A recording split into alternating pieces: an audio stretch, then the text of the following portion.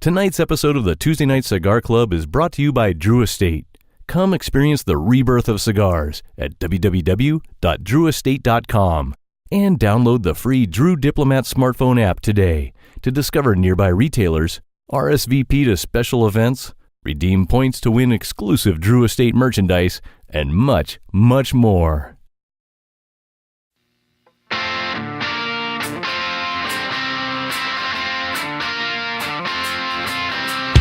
This might be a big mistake, but I'm having too much fun to wait. Flag her down when she comes back by. That one's yours and this one's mine. Bring another round. Bring another round. Bring another round. Bring another round. Bring another round.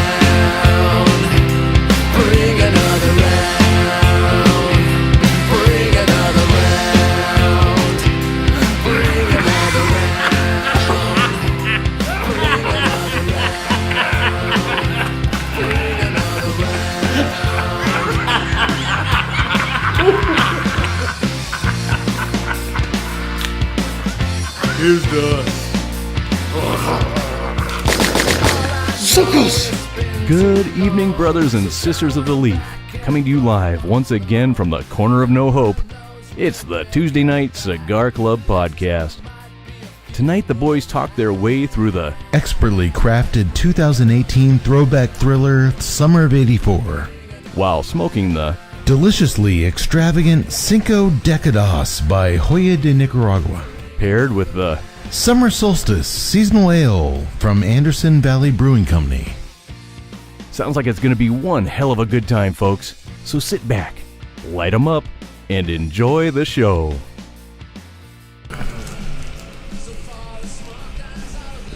Little whiskey, little beer. Little whiskey, Right. little beer. Little beer, little whiskey. All right. There's no science to it, boys. It's whatever feels right. How's your drive in? Oh, it was pretty good. 35 is 35. I was kind of cracking up because, like, the farther away I'd get from Austin, you can definitely tell I'm getting into God's country. Signs get a little bit more conservative. As you get north? Oh, yeah. Oh, yeah. Happens pretty quickly once you leave your precious little Austin. You probably heard this story. God, I don't remember. I'm no good with dates or years or details. That would pretty much be everything that's important. So this is going to be a great story. I could give you the date, but not the details. No, back when we were in college, the doctor and I, one election cycle, got hammered one night and jumped in my truck, and we drove all through our hometown, picking up all the Bob Dole signs out of people's yards, and we threw them in the back of my truck. We thought we were some kind of, we were just drunk and fucking around. But when I was driving back to Huntsville, go back to school, I forgot they were back there because I was so drunk. You can they get in started trouble. flying out everywhere. You can get in big trouble for that, dude. No, we were like early grassroots political activists. What was that? You can get in, like, real big trouble for that. For what? For driving around and taking the signs. Well, I wasn't there. Yax was there. It was Yax and the doctor. Well, clearly you just said you were there. No, that was you and the doctor. I was actually I was speaking at a conference that weekend. Really? So if we And what conference would that be? You were like, what, 20 years old? if you must know, Mr. Nosy, it was a squirrel conference. And what was your area of expertise at this squirrel conference? What did I talk about at the squirrel conference? Yes. I was brought in as a symposium. I was discussing the difference between squirrels and chipmunks. Oh, yeah. When you guys were up to whatever shenanigans you were up to, I was... Did you give speeches on anything else? Actually, I talked about acorns. The day 2 of the conference, I had a big acorn speech. I gave, and if you must know, it was met to some pretty big applause. They said it was the best acorn talk they'd ever got. I actually briefly touched on some other nuts. that sounds legit. Yeah. So you guys might be in some trouble, but not me. Not me.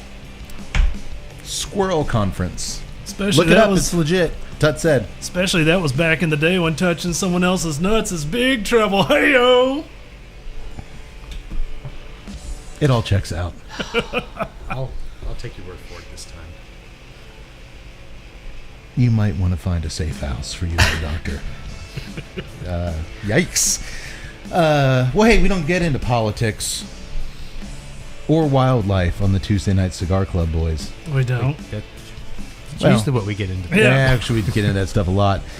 Welcome, everybody, to the Tuesday Night Cigar Club, episode 80. I was about to say, is this 80? Ocho Décadas. Ocho Décadas. Hey! That's not right. Ochento episodios. Ochento Décadas would be 80 years. Or Ocho Décadas? 80 years. We haven't been doing this for 80 years, for God's No. We look like we've been doing it for 80 years. Ochentio episodios. 80 fucking episodes. How's that?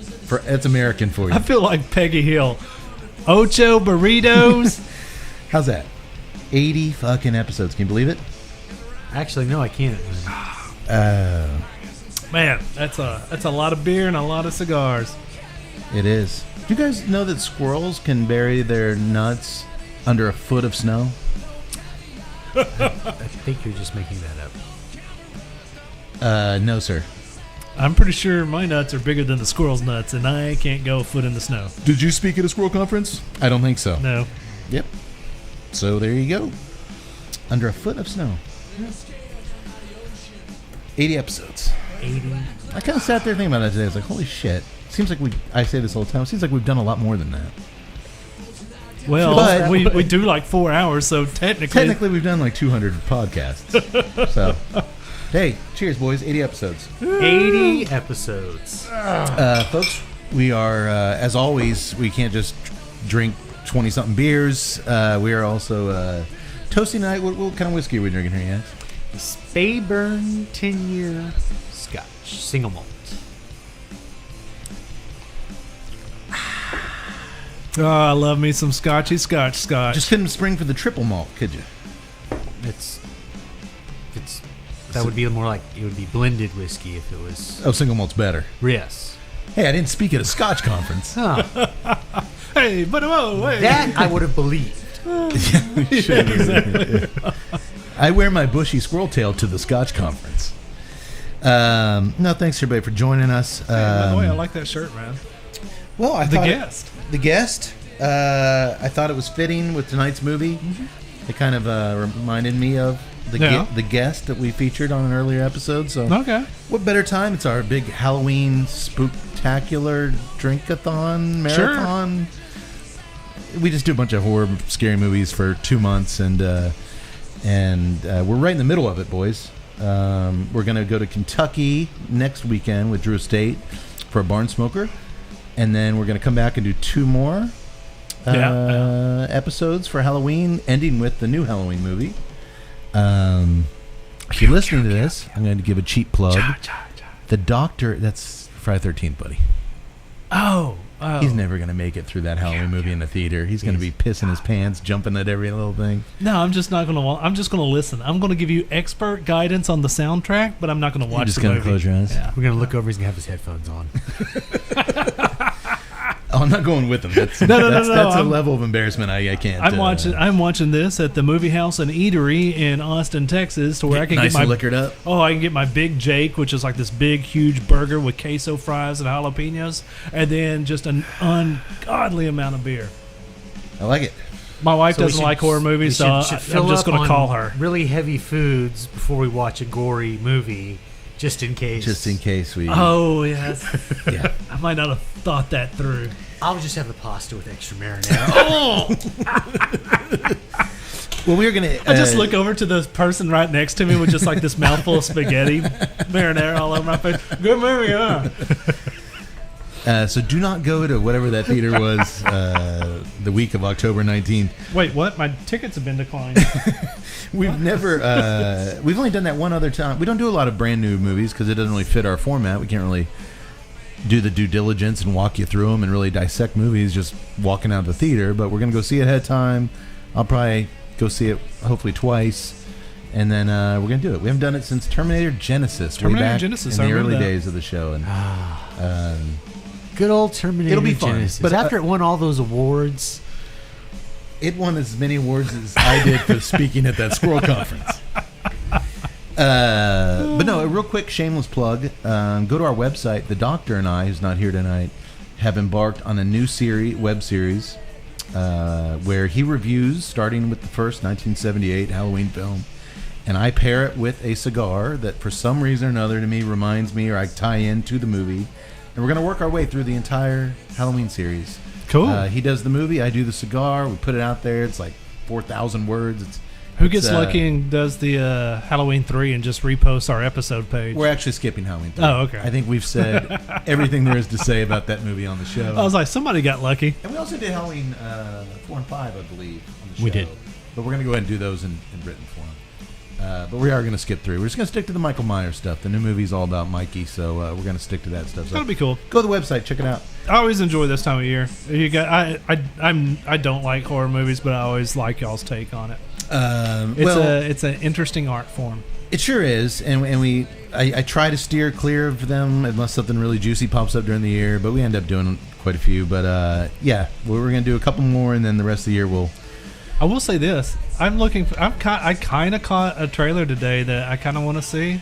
I don't think it's more like a Purge type thing, but it's like called Assassinated Nation or Assassination Nation. Yeah, Assassination Nation. Yeah, we're a bunch of teenage girls at a party. Everything's getting loose, and somebody hacks them, posts a whole bunch of videos and social media stuff saying that these girls were leaked it out, and it was. Showed the entire school getting high and sex and all that stuff. Right. So the entire school basically goes purge on these 4 girls, and then apparently if I'm dissecting the trailer right, then the 4 girls decide to fight back. But yeah, it was like very actiony, very guest type. Really? Speaking of the guest, I kind of want to see it. This is news to me. I'll have to look it up. Yeah.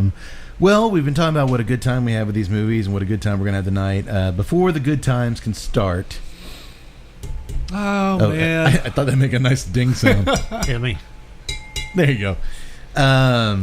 We do have, as you loyal listeners and viewers know, a tradition here on the show. Whenever someone in the a celebrity or an entertainer that has meant a lot to us in one way or another passes away, we bring out the boot of remembrance and we say a few words. We fill it up and we drink it down.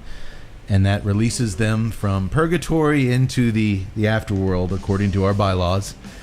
We got to vote on it. This one, there was obviously no need for a vote. Unanimous. Hey, we're doing this. And then you guys were like, yeah, duh. Burt Reynolds. Burt. 1936 to 2018. Burton Leon Not a bad Reynolds life. Jr. 82, man. It's a good. That's a good run. It's a good run. I think the last person that died was 42. Well, it's not bad. Decent run. Earlier this month, the world of cinema lost a legend, capital L legend, when Burt Reynolds passed away at the age of 82. As a screen presence, and that's an important distinction here, what's not to love about Burt Reynolds? The laugh, the smile, the mustache, the charisma. Burt was just one of those performers that the camera loved and the audience loved even more. From his early good time classics such as Smokey and the Bandit, Cannonball Run, and one I fell in love with here on the show, Hooper. Hooper, man, that was a great movie. From his unforgettable appearances on The Tonight Show with Johnny Carson, those alone are just masterpieces. Oh man, his cameo on Jeopardy, love that. That was Norm Macdonald yeah. pretending to be Burt Reynolds. Yeah. Oh yeah. I thought we gave him apple juice instead of whiskey. Supposed to. Damn it. Yeah, okay. To his jaw-droppingly brilliant turn in 1997's Boogie Nights. The man was iconic, and that label only truly applies to a small handful of actors and actresses at best. The guy was a fucking icon. But there was, of course, a public Burt and a private Burt, and perhaps nobody knew the private side of Burt quite like Sally Field, his longtime co-star and longtime girlfriend, whom he would refer to shortly before his death as the one true love of his life. Field's verdict on Burt is that people saw him as a charming, funny, good old boy from the South, but inside he was truly tortured. She writes in her new autobiography that he was engulfed by a massive wave of seeming instant notoriety, a sex symbol, and when his tsunami of collective unconscious kind of slammed into him, he couldn't breathe. He had a lot of anxiety issues early on. He also couldn't talk about it, couldn't articulate how it made him feel, even to her when they were, on the verge of getting married. It made him feel both empowered and terrified at the same time, she said. Reynolds' fans saw him as the quintessential definition of masculinity, but according to Field, she said the human inside that dream figure was just a good-looking, ordinary person frantically trying to fulfill everyone's expectations of him.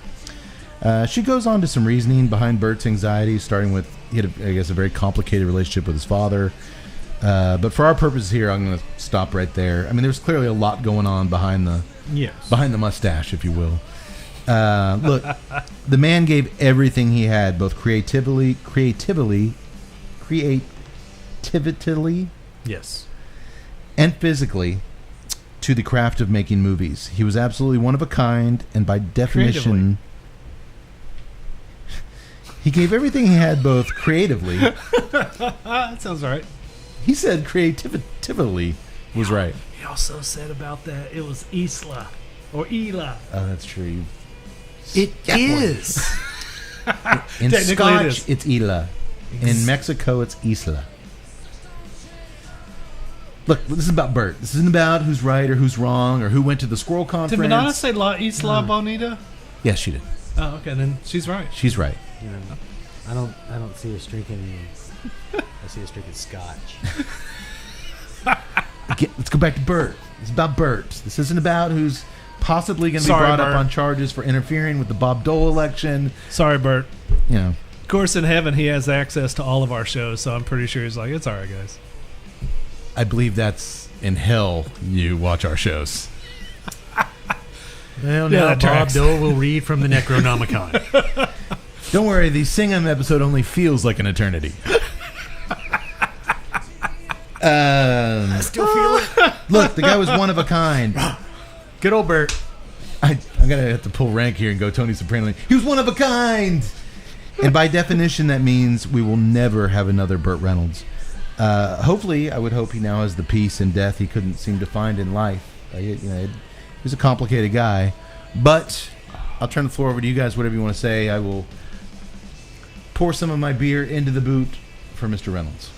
I'll tell you right now, Bert's kind of like a complicated character. When I was a kid, who didn't love Bert? I mean, good God, man. Who didn't want to be Bert? He was so awesome. Smokey and the Bandit. The Longest Yard.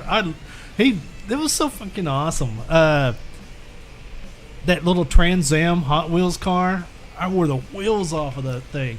Always begging my mom. Of course, we were poor at this time, but I was always begging my mom for that freaking Firebird jacket. It was just...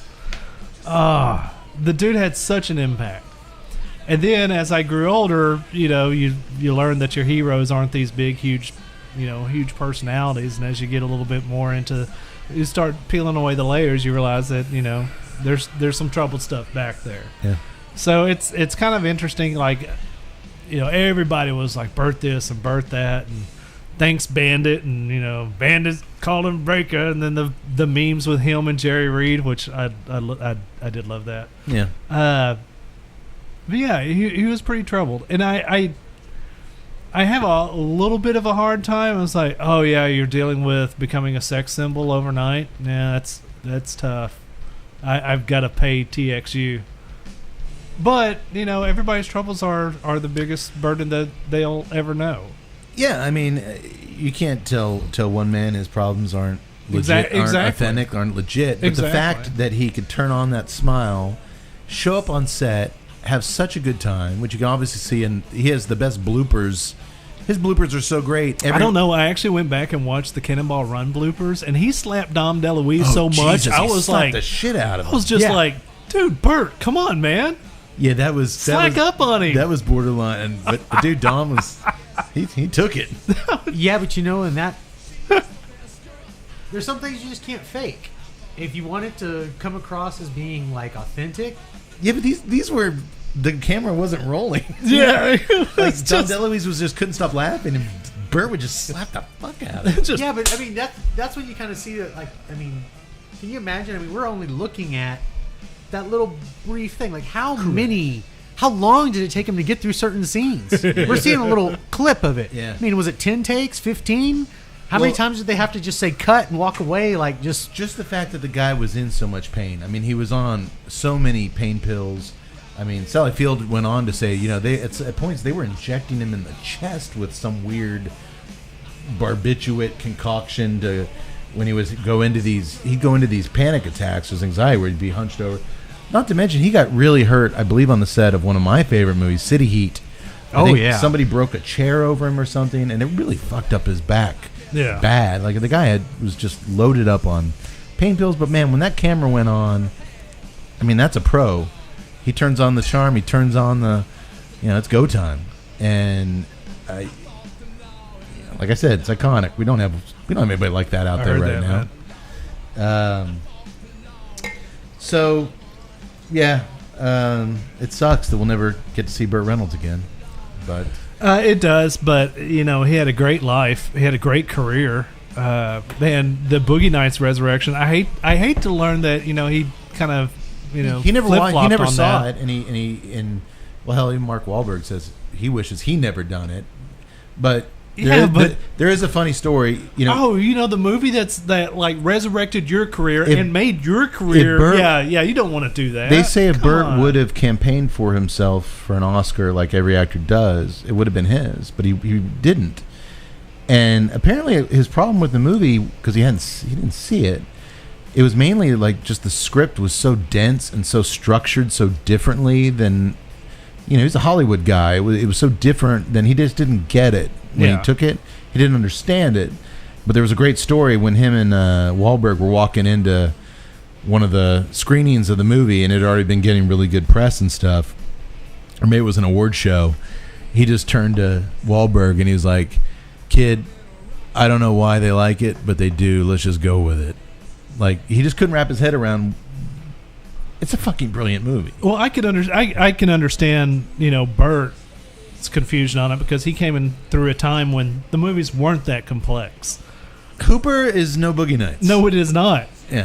Wahlberg, dude, shut up. You were freaking an underwear model. You were an underwear model.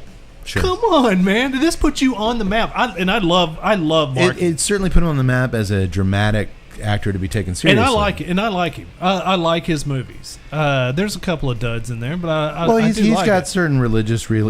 He's a very religious guy in his later years, and he's got certain things. Yeah, he's not that there's anything wrong with that. Yeah, he's like had all his tattoos removed off his body. Like he goes to church like 10 times a week. That's fine. Hey, I get it, but Burt was smart enough to know at least, hey man, just ride the wave. I'm not going to go out of my way to talk about this movie I've never seen, I don't understand. But you know what? I mean, at that point in his career, he didn't watch any of his movies. Oh, really? Yeah, that was. Well, he never. He's going to sit there and say like, this movie. I didn't know that. Boogie Nights was, whatever. I mean, Deliverance was just as powerful. Oh, God, yeah. I mean, well, it was just that powerful for like 30 seconds. No, it was actually a good movie, man. No, I'm saying as far as sexual. Well, I'm not referring to sexual. I'm just talking about an emotional roller coaster. Yeah, sure, it was intense. But I mean, Boogie Nights, I mean, you had it was just a lot of, especially the second half was just pure sex, anal sex. Like, he didn't know what the fuck was going on. Well, I'm sure he knew what was going on. But anyway, we hadn't done the boot in a while. We had a good run here of no boot fillings. Yeah. So who's going to send Bert off into the afterlife? I can see the mustache ghost swirling around in the boot. Am I doing it? All right. You don't have to chug that tonight. I was gonna pass it. Oh, okay. I thought you were about to. No, we in our early years we chug it. No, we just pass it Oh, around. As long as it's gone after a couple rounds, it'll be fine. All right. Well, I think we did Bert justice, and now we shall talk about tonight's proceedings. What do we do? Cigar, Check. beer, Yep. Check. movie. Yep. Double check. The cigar tonight, the Cinco All right. Décadas. Cinco Décadas by Joya de Nicaragua. It is a 6x54 double tapered figurado, which means it comes to a point at both ends. It's kind of like a really long football. It is. It's called the Diadema. Diadema. There's only one other size being produced of the cigar, a 7x50 Churchill called the General. The company chose these two Vitolas because they were the most popular cigar sizes in the early years of the company. Cinco Décadas. We're celebrating 5 decades of Joya de Nicaragua. That's a long time, my friends. Joya de Nicaragua is now half a century old, and I believe the oldest factory in Nicaragua. They claim to have the very first cigar, the Classico, ever produced in Nicaragua.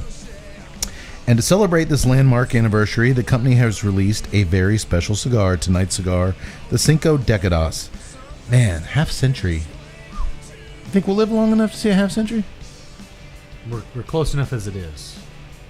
Oh Yeah, yeah, that's like Yeah. that's like a few years, right? Of course, I think we're gonna make. Oh God! Oh, that should be an easy.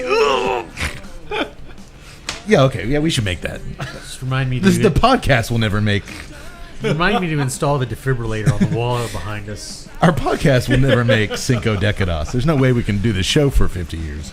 Feeling that might people never are just know, gonna man. start seeing us, and there's gonna be like There might- IVs. There and- might actually be a meme one day of us with Keith Richards saying, they keep on going. Anything's possible. Anything's possible. Well, according to Joya, Cinco Décadas is a Nicaraguan puro. That's all they're telling us. I don't know the wrapper. I don't know the filler. I don't know the binder. I don't know where any of this stuff comes from. They're not disclosing any of it. But they are saying that it is made from the very best of their tobaccos, which, coming from anybody else, I would raise my eyebrows like Tut is. Joya Nicaragua is pretty much beyond reproach reputation-wise in the industry. It is, but in today's political climate, that ain't going to fly for long. Oh, as far as the FDA and... Yeah, I mean... Well, you don't have to disclose to the consumer. You do have FDA disclosure, and telling the consumer what they're smoking is two different things. You don't have to tell the consumer where your wrapper came from. You do have to file it with the FDA, which is insane. The small little But would that not be public farm on the information? bottom of an island. Like, what the hell do they care? Huh? Is that not public information at that point then? Or are they? Look, if you guys want to do some digging, I'll be at the Squirrel Conference. This Okay. quote, a lot of stuff, I don't know why you guys are, a lot of cigar companies don't disclose their blends. They don't, I know that. I'm not saying, ooh, yeah, is being the evil guy. Last I'm year, just saying that our, in this political environment, it's not going Well, to it was last the same long. last year, our Our nu- microscope and my chemistry set, and we'll just our dissect number this two, bad boy. our number 2 cigar last year, the Naka Tamale, comes from a farm that Steve Saka won't tell us where it's at or what kind of stuff's in it. Was it not made from tamales? It tasted like it was made from delicious tamales. Love that cigar. Well, here's a quote for you. This is without a doubt the most spectacular cigar to ever come out of Joya de Nicaragua. That's from Juan Martinez, the executive president of Joya de Nicaragua, who we've interviewed a few times. Very true. We interviewed him at Cats Fest. You can go on YouTube and see it.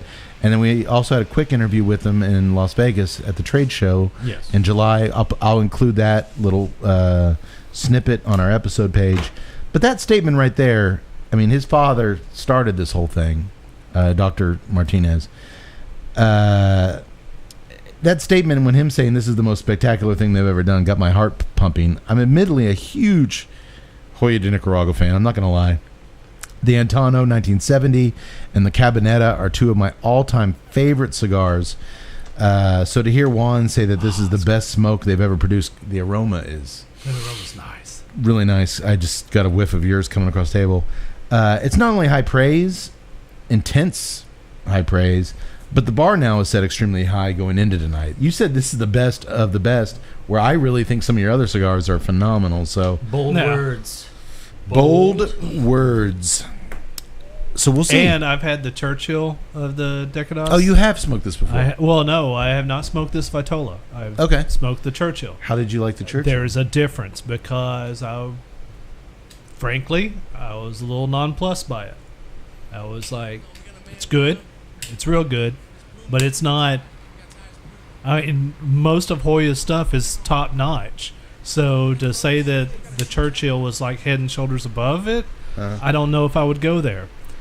The first couple of draws on this, yeah, it's not. This is good.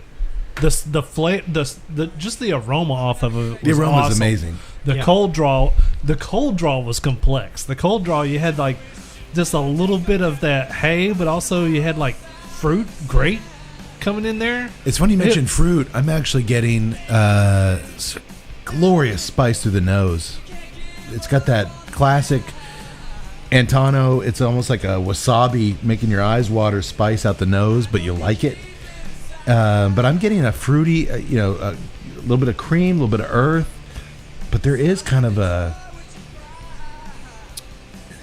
Tut always says a raisin like sweet. There's a Sweet raisin. There's a sweet raisin. There's a There, on There's the a- retro there's hill, two scoops in here. On the retro there's a hill, sweet there's a sweetness there that's there's a little balancing top out level sweetness. that's You're balancing right. You're out absolutely right. with that pepper that's really complex. Yeah, boy, first thoughts? I am definitely right there on that same page. That sweetness. Sweet raisin. You mentioned that spice in the nose. I can't say if it's It just kind of lingers in wasabi your or nose. if it's. I love it. To me, it just hangs in your nose like wasabi. My eyes are actually tearing up a little bit. I was gonna say kind of. I'm not gonna say like it tastes like jalapeno, but it has that burn like Yeah. jalapeno.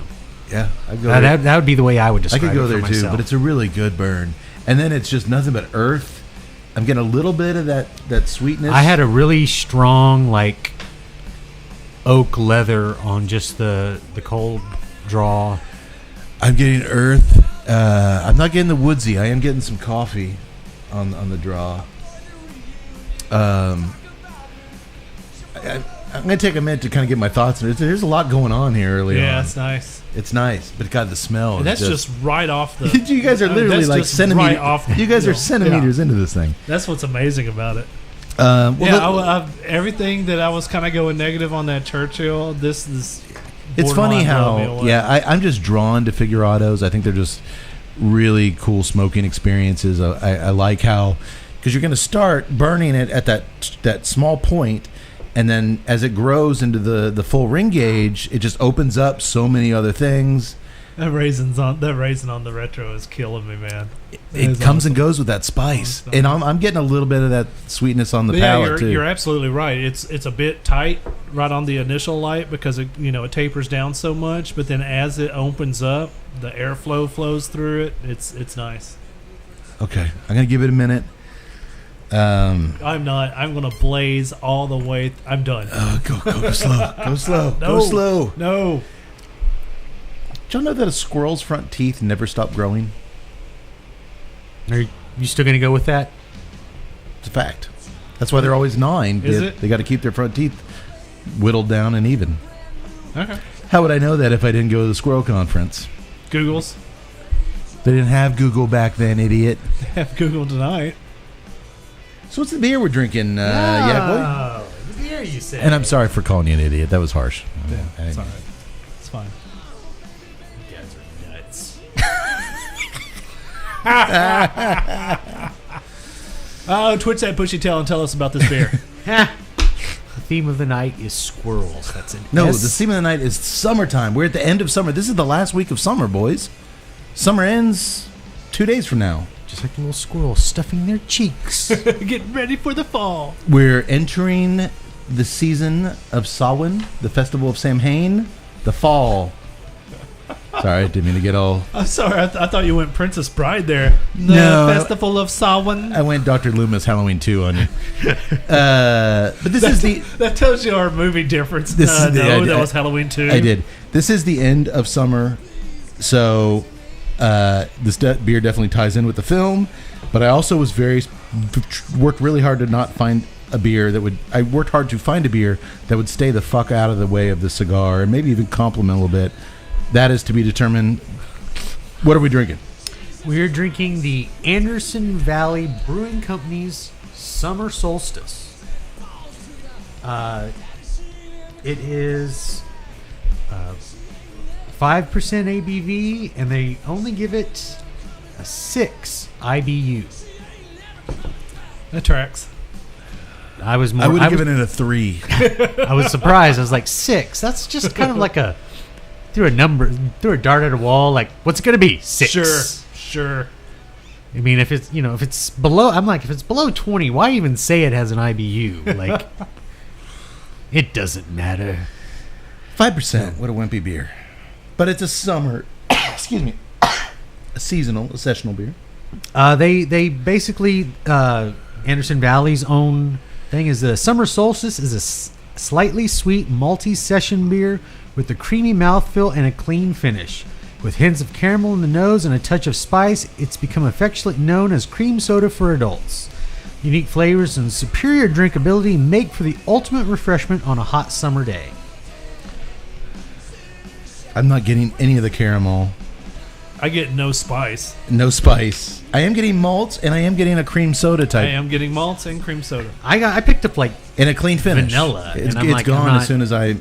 I put there with cream soda. a little bit of vanilla. Yeah. Yeah. I'm not going to say clean finish. Lingers a little bit. How No. long? Not that long. 2 count. Not like big red cream soda long. I like it. It's good, I do not. You don't like it? but Mincy taught me that I'm not going to hem haw anymore. If I don't like it, I'm going to say no it. more. If I was on a deserted island and know, I had to drink a beer, I guess I would buy this. If I was down to like no beer or this, yeah, I like it. I think that's a good choice. You realize that praise was actually not praise at all. That is right. So I'm just going to come out. I am not. If you approach the cream style ales, it's just not me. There are other people that I like actually that. haven't had That's that many awesome. cream style, and I like that it wasn't. It's not a cream ale, but it kind of they allude to it kind of reminds people of cream ale. I like it. I think it's smooth. yes. The Anderson Valley Brewing Company is out of Wyoming, Wisconsin, Washington, a state that starts with a W. British Columbia. No. California. Boonville, California. Why did they have a moose on their can? It's not a moose. Oh, is that a bear? It's a bear with antlers. You weren't paying attention this whole time. This whole time you weren't paying attention. Where did you say anything about a bear with antlers? It's a bear with antlers. That is a bear with antlers. Oh, you mean I wasn't paying attention to the can? That's right. Oh, okay. I was paying attention to you. No, they were, of all things, Yeah, it's a founded bear with antlers. All right. Boonville, California. They were founded in 1987, not do far from 1984. Also, Was it the summer of '87? Just say yes. December. Summer of I don't, '87. I don't care. I like the name Boonville. Boonville, California. A lot of boonies out there. Actually, one of the Andy, you're such a boonie. they started out very small. That's a They long just had a time. small like 10-barrel Yeah. system. They in their own original brew pub called the Buckhorn Saloon. What was that movie with Punch? Not the Anaconda, King Cobra. King Cobra. Oh, So it's- this distillery is the real life distillery Yeah. of that one. Pretty It's been much, around yeah. forever, 87. It's been around for Trace Décadas. 3 decades. Sure. Right? Yeah, it was, 87 to 97, 97 to 2007, 2000. Yeah, 3 decades. They put it in their own sentence, at the time they were one of only 20 craft breweries in the country, Wow. and have long been considered one of the pioneers of the craft beer industry. All right, they got my respect there. On the can, Have you ever heard of them before? I had not. Yeah, I mean, I never knew that they were. There's a tagline just at the top of the can. It says, and I'm not even sure I'm pronouncing the first word correctly. Bellhornen. Ballhornin. Ballhornen. Well, Sure. apparently, Boonville back in the day was a very isolated community. A lot of the gold panhandlers and things like that going out there to.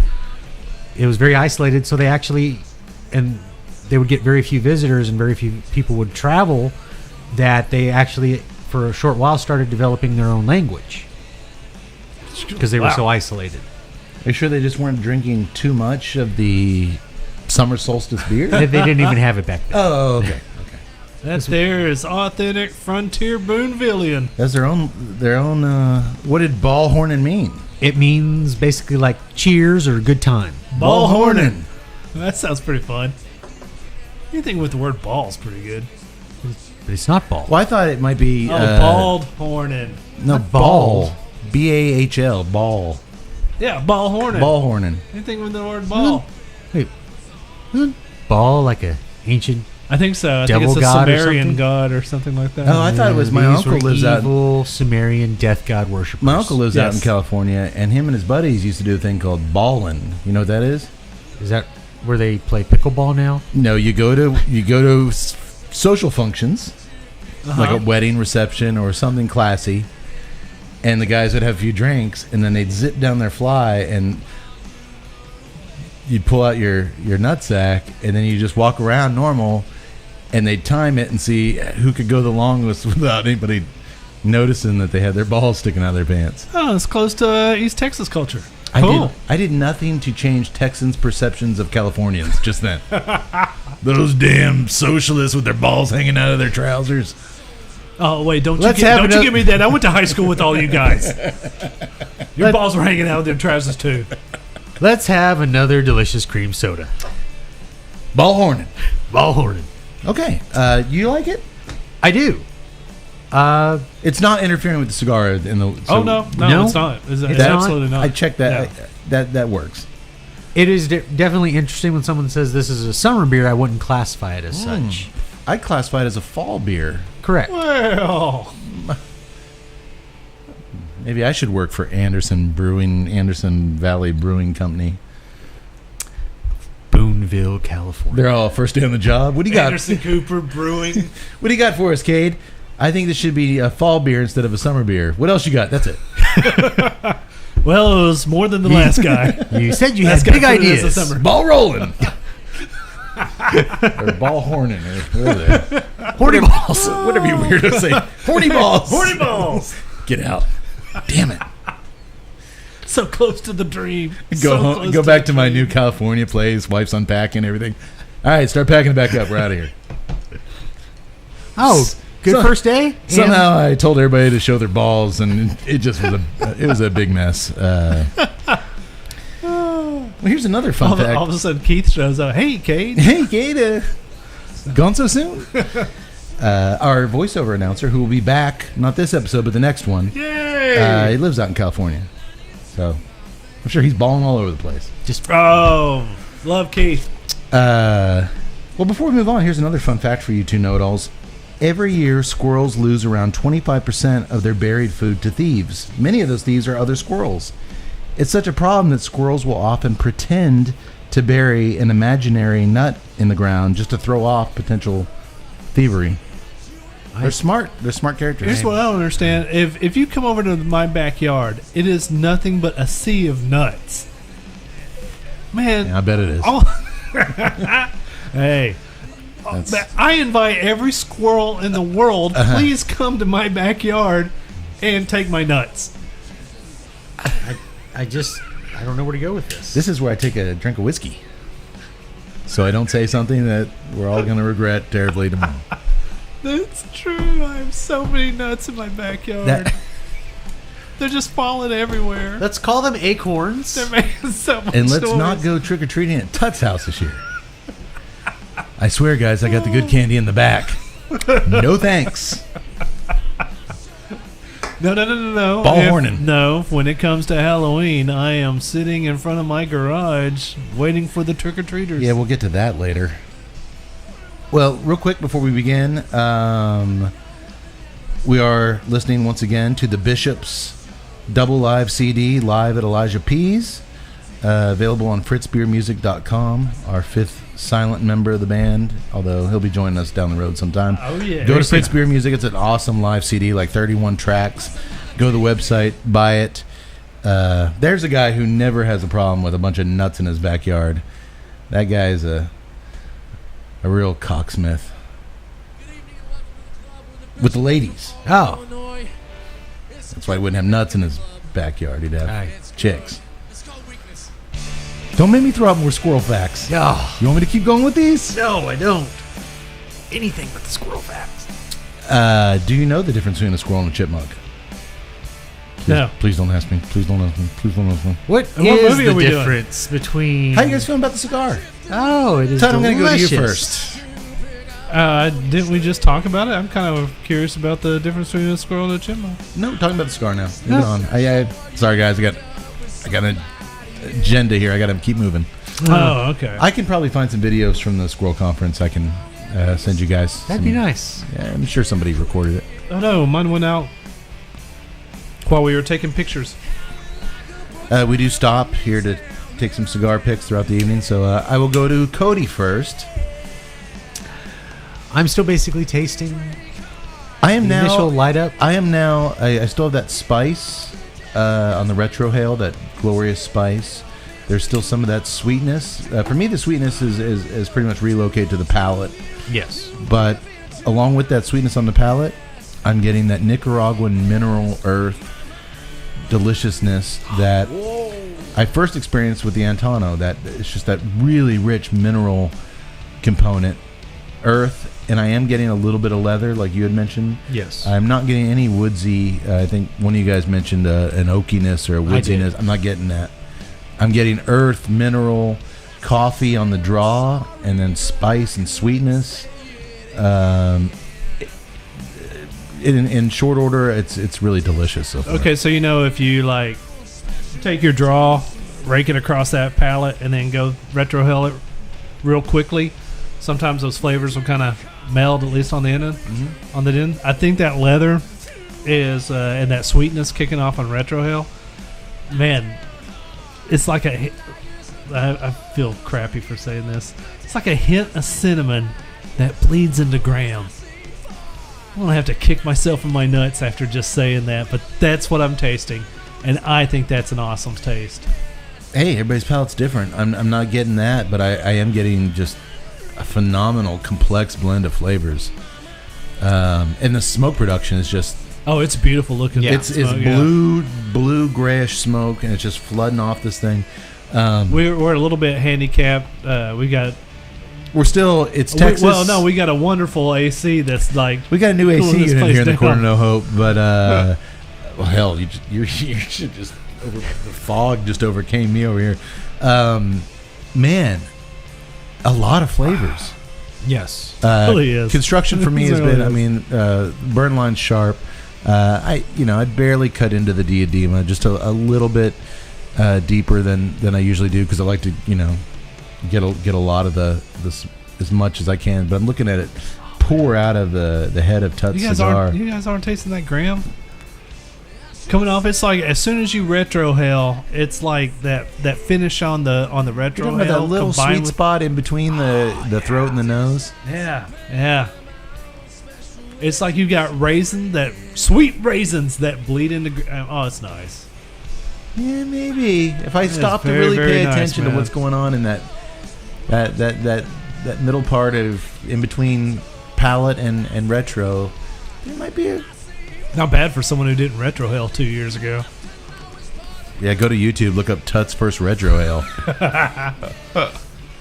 That's accurate. Still getting some good bloopers. Speaking of bloopers. All right, well, I'm going to come back to it. I'm really enjoying it. And I think we're 2 for 3 with the beer. Yes. That ain't bad. All right, let's get into this movie because I am excited to talk about this movie. The film, Yes. Summer of 84. 2018's film, The Summer of 84. New release, VOD. Right on Amazon, you boys. VOD? Yes. Amazon. Video on demand. Gotcha. Do you watch on Amazon? Yes. Okay, you all right on Amazon. Written by Matt Leslie and Stephen J. Smith. Not to be confused with Stephen A. Smith of ESPN fame. I don't know if I would watch a Let me movie tell you something, written Kane. by him. This movie is preposterous. No. It is monstrous. I'm not It is- watching that movie. I might watch that movie. I kind of might too. All right, well. Directed by Francois Simard, Anouk Wissel, and Johan Carl Wissel. Hope I'm pronouncing those correctly. Yeah. Who you Yeah, two sure. bozos should remember those three names as the creative triple team behind 2015's Turbo Kid. Oh, okay. So, yeah, because the I don't want to give too much away, but like the music I knew right away because I was like, as soon as I heard the music, I was just like, oh, I didn't know this was the creative though. Is the same So the directors director- as Turbo okay. Kid. This was their follow-up Yeah. to Turbo Kid, in between this and Turbo Kid 2. I love that. That was to me that was the surprise movie of the year was Turbo Kid. I love And that that's movie. what made me give this movie, beyond a kind of spotty trailer, a Okay. chance. So, I like your first movie a lot. Let's go all You in. didn't like the trailer? I actually kind of liked the trailer. I will get to this a lot. It seemed a little too Stranger Things inspired, but we're going to get to that later. It didn't give me enough beyond that to. If it wasn't for these three directing it, I probably would have. Okay, yeah, I'm kind of curious to get into it with Give you it a because pass. it's But we love Turbo Kid. We reviewed that back on episode 27, yes. or I guess episodio 278. okay. It's legit. We'll take your word for it. Sure. We start things off with a shot of a young boy riding his bicycle through a typical small town neighborhood as we hear his voiceover. Even serial killers live next door to somebody, he tells us. It's June 1984 and we're in Ipswich, Oregon. As the paperboy Davy Armstrong rides down the quiet streets, folks wave kindly to him as they unload their groceries. It's like the Goonies Somewhat, yes. in Oregon. Was that in Oregon? I think so. Yeah. The Goondocks. I think you're right. There's people washing their cars, kids playing in the neighborhood, middle-aged men mowing their grass. The paperboy tells us that behind these well-manicured lawns, nobody really knows what happens behind the closed front doors. He says the truth is that the suburbs are where the craziest shit happens. Very wise for such a young man, eh? True. Maybe. Old Davy's Yeah. got some smarts. Speaking of Davy, No, you gonna hold that thought? I'll hold that thought. All right. He stops at a home on his route belonging to it's like a little cul-de-sac where they all live close together. Suburban cul-de-sac. He stops at a home belonging to a friendly enough police officer, Wayne Mackey, to get his month's paper money. Mackey asks Davey to come inside and help move some furniture, and he'll get him the cash afterwards. Hey, little boy, you want to come inside, move Young some kid, furniture, some stranger's cash? house. This seems like a big no-no in 2018. But I was able to travel back in time mentally, and we wouldn't have thought twice about jumping off our No. bike and helping out a neighbor. Especially the guy across the street. Yeah, but even Old a- man but Mackey, even come on, anything, man. Old man Mackey's a cop too. He's a cop, and there was a certain trustworthiness that I would have jumped off my bike in a heartbeat if an older guy in the neighborhood asked me to help him out. I wouldn't have thought twice about it. No, It's sad, really, where we become, but he goes on in. They carry a big cabinet down into the basement, and immediately, even that nowadays,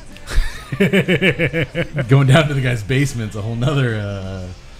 Tut, if you ask one of the neighborhood kids to help you move something, into Oh your no, basement- that's not going to fly. No. I would have my wife there documenting the entire Filming thing. everything. I would have a contract ready. And can you sign here? And then she'll here. now, Here. 'cause if- Honey, are you running that video camera? Well, the kid throws his back out, you're going to get sued. There's a lot of things now that. I'm sorry when that court-appointed official shows up on my door. I'm like, sir, here it I already is. have this lockbox of evidence. Mr. Tuttle, you seem familiar with this process. Yes, sir. Yes, I do. I move a lot of bureaus into the basement. I've done this. This is my first rodeo. It's a tremendous basement. It's a tremendous basement. I got a lot of cool shit down there. Well, Davey, when he gets down there, notices a padlocked door in the basement, and next to it, another room lit by just a singular red light bulb. Again, padlocked door, creepy red room. Big no-nos to us, but Davey, being 15, All right, I have to. The padlock would get my this suspicion is up a little bit. But Davey, being 15, innocent of mind, just asks, "Hey, what's that room with the red light?" Turns out Officer Mackey's an amateur photographer, No, that's cool. and he's putting the final touches on his dark room. Davey thinks, like you said, that is cool. Yeah, I mean, this is the 80s. There wouldn't, the camera phones didn't exist then. You wanted to develop pictures quick and not at the photo mat. And that was pretty damn cool, man. And it turns out Davey says, I'm somewhat of an amateur videographer myself.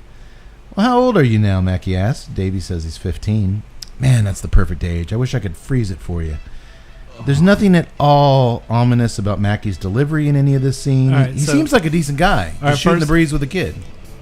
Okay, first of all, that this is kind of a horror film, so that line should be incredibly creepy. It should, but it's not. But the actor who delivers it really, really good. It's very casual. He's just shooting the breeze with a local kid. He's played by a guy, Officer Mackie. His name's Rich Sommer, who I recognized immediately from the really good Netflix series Glow. He plays one of the wrestler's ex-husbands. Actually, he is pretty good in there, but Mad Men. That's where I think he got. I saw that he was a regular on there. Yeah, he was pretty cool on there. I like this guy. Yeah. He's got a unique face, but he's got like a very, like in Mad Men, he was very smarmy, but at the same time average. Like you knew this guy in the office, just like the average guy. He's perfect for this role. He is the average guy. Well, there's papers still to be delivered, so Davey splits. That night, he and some of his friends play a game called Manhunt in the neighborhood. Not the game Manhunt that Tut gets all those nuts in his backyard. Nut Hunt. That's Nut Hunt. Actually, you don't have to hunt for the nuts in my backyard. They're pretty much on display. But there are a lot of men back there.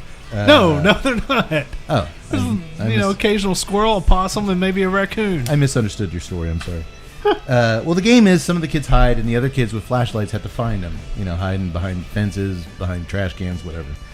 It's interesting because summertime. I have seen Manhunt in like a whole bunch of movies, but I don't know anybody who's ever played it. This is my first experience with Manhunt. Yes. Right. Really? Yeah, no. My experience with Manhunt is like where they take homeless people to an island and rich guys hunt them down on ATVs with crossbows. That is awesome. That's a different version of Manhunt. But it's awesome. I think I'm thinking like what's that paintball movie, like Gotcha or something like that? The spy movie, maybe. Tag? I don't know. Let's go on. Well, as Davey hides behind some bushes, he peers into Officer Mackie's kitchen where he sees the copper talking with kind of a heavyset kid sitting at his dining room table.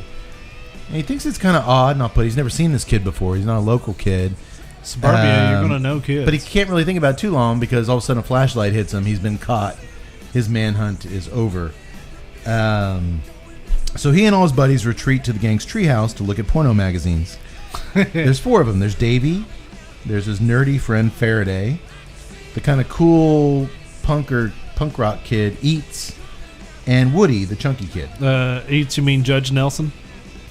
Judd Nelson? Yeah, Judd Reinhold. Judd Reinhold. He's like a young Judd. I wonder what he's up to nowadays. But no, he's kind of like he's got a little chip on his shoulder. And his hair's a little green. But I mean, he's 15. He's a little bit, he's trouble, but he can't drive yet. His mouth. It was weird though that the chunky kid wasn't Eats. The chunky kid was Woody. That was weird. Well, I think the tough kid's name is Eaton. Oh, so it's Eats for short. Okay. Good eye. Well, it's actually Eats' treehouse that they're in, and it's kind of their home away from home. Hell, Woody, the chunky kid, says he'd live up here if he could. Both he and Eats have kind of unhappy home lives. But Davey suggests that wouldn't be wise with all the kids going missing lately, and all the gang rolls their eyes. They've heard it before from Davey that the missing youth in town and around the surrounding areas are all connected somehow. It's a vast governmental alien cover-up, yada, yada, yada. Here's Davey going on his thing again. Every time one of these kids goes by Old Man Mincy's sawmill. Hey, the doctor's not here to defend himself. Well, it's getting late, and they all need to make some quick deposits in the Spank Bank before bed, so that's that. Did you guys ever jerk off in front of your friends? Apparently not. I didn't talk about it with my friends either. Yeah. I mean, we had those. No, you are there. We had those communal porno mags. Everybody kind of knew where they were, and we didn't talk about what. It's kind of like a thing with these guys. All right, 10 minutes till we got to get home. You go in that corner. I'll go in that corner. All right, gentlemen, proceed to your corners. I don't want to be in the corner near Woody. Back in Davey's bedroom, His walls are covered with tabloid newspapers, mostly headlines concerning alien abductions and Bigfoots and things like that. His mother tucks him in, and as soon as she closes the door, he's on his walkie-talkie with the guys. He gives them the play-by-play as he peers out the window with his binoculars. He's looking at Nikki's bedroom across the cul-de-sac, his big-time crush. And he also glances over at Officer Mackey's house as well. It's very dark. Nothing going on in the neighborhood tonight. So it's lights out. He goes to sleep. All right. What's that classic horror movie with the dude with the binoculars? Rear Window. Rear Window? Rear Window, Hitchcock. Rear Window, Hitchcock. Okay. Where the guy in the wheelchair observes the murder and everything. Jimmy Stewart? Jimmy Stewart. Yeah. Stewart. Looking at the window. We mentioned this briefly earlier. It's impossible to see him with his walkie-talkie and the other kids talking on walkie-talkies without immediately thinking of Stranger Things. Did y'all have walkie-talkies when you were? I had walkie-talkies. I mean, they didn't reach across town, but we did. We didn't have the good walkie-talkies. We did use walkie-talkies. Yeah, I've seen that in so many films, but I never had friends, so I never got to try that out. So, all right, I was bluffing. I saw other kids with walkie-talkies. All right, you happy? Well, no, look. Stranger Things is kind of the retro Swatch watch wearing elephant in the room here. We briefly mentioned it earlier. You know, with Stranger Things' immense popularity, we certainly shouldn't be surprised by a new wave of kind of 80s themed teen flicks. What's going to happen? Made to cash in. It's going to happen. And I'm not saying at this point that summer of '84 is simply cashing it in. It's as the doctor would say, far too early to tell. But the walkie-talkies used among four best friends was a bit too much soon for me. I had to go to Stranger Things. Okay, it is influenced. The similarities are hard to ignore at this point. It is definitely influenced. Well, when I was explaining this to someone, I was kind of like, it's kind of like Fright Night combined with Stranger Things. It's far different than I thought it was. Like I said, I thought this was going to be like a summer slasher TNA film from the 80s that was actually made in '84. So to find that this was a modern day movie, I find it very refreshing. Still don't see how he thought this was going to be a TNA flick with the giant skull on all the. Clearly, this font is like evil font. I said it was a milk carton dripping with blood. I know, but there was a lot of milk cartons dripping with blood in the '80s. So I might be thinking about my own home movies. East Texas. I'm gonna say this. I don't mind it being influenced by Stranger Things. There's always a tendency, in the 80s, there was a crap ton of movies about the 50s, 60s, and 70s. In the 90s, there was a crap ton of movies about the 70s. But I think we're now getting to a point where the 80s is kind of nostalgized to where the younger generations who are making more movies, they kind of see this as, they weren't in the 80s. They kind of see it as a lionized version of what it actually was. Very true. And then the older people, our age, we're kind of nostalgic for it. But it also goes... It's just a cycle. That the creators of this, obviously, we just spoke about the earlier work, Turbo Kid, which was just, drenched in 80s. Apocalypse. But it was literally 80s. just the... You just take everything you can imagine from the 80s, from...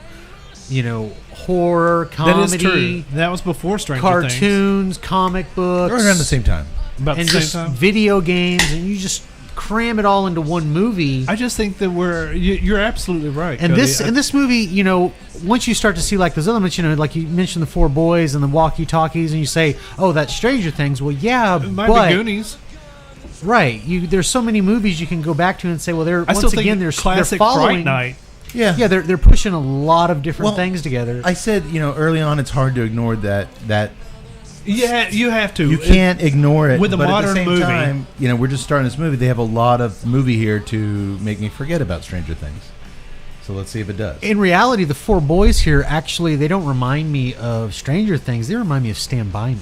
A little bit, yeah. But it was very surface level at this point. But it was a very, it's Stranger Things is so big. It is so prominent and such a cultural phenomenon. So if you're going to do a movie about four friends, if you're going to do a movie about four boyfriends in their teens in the 80s who use walkie-talkies, I think you're absolutely right. You have to discuss the Let's see what they do, because it certainly is hard to ignore.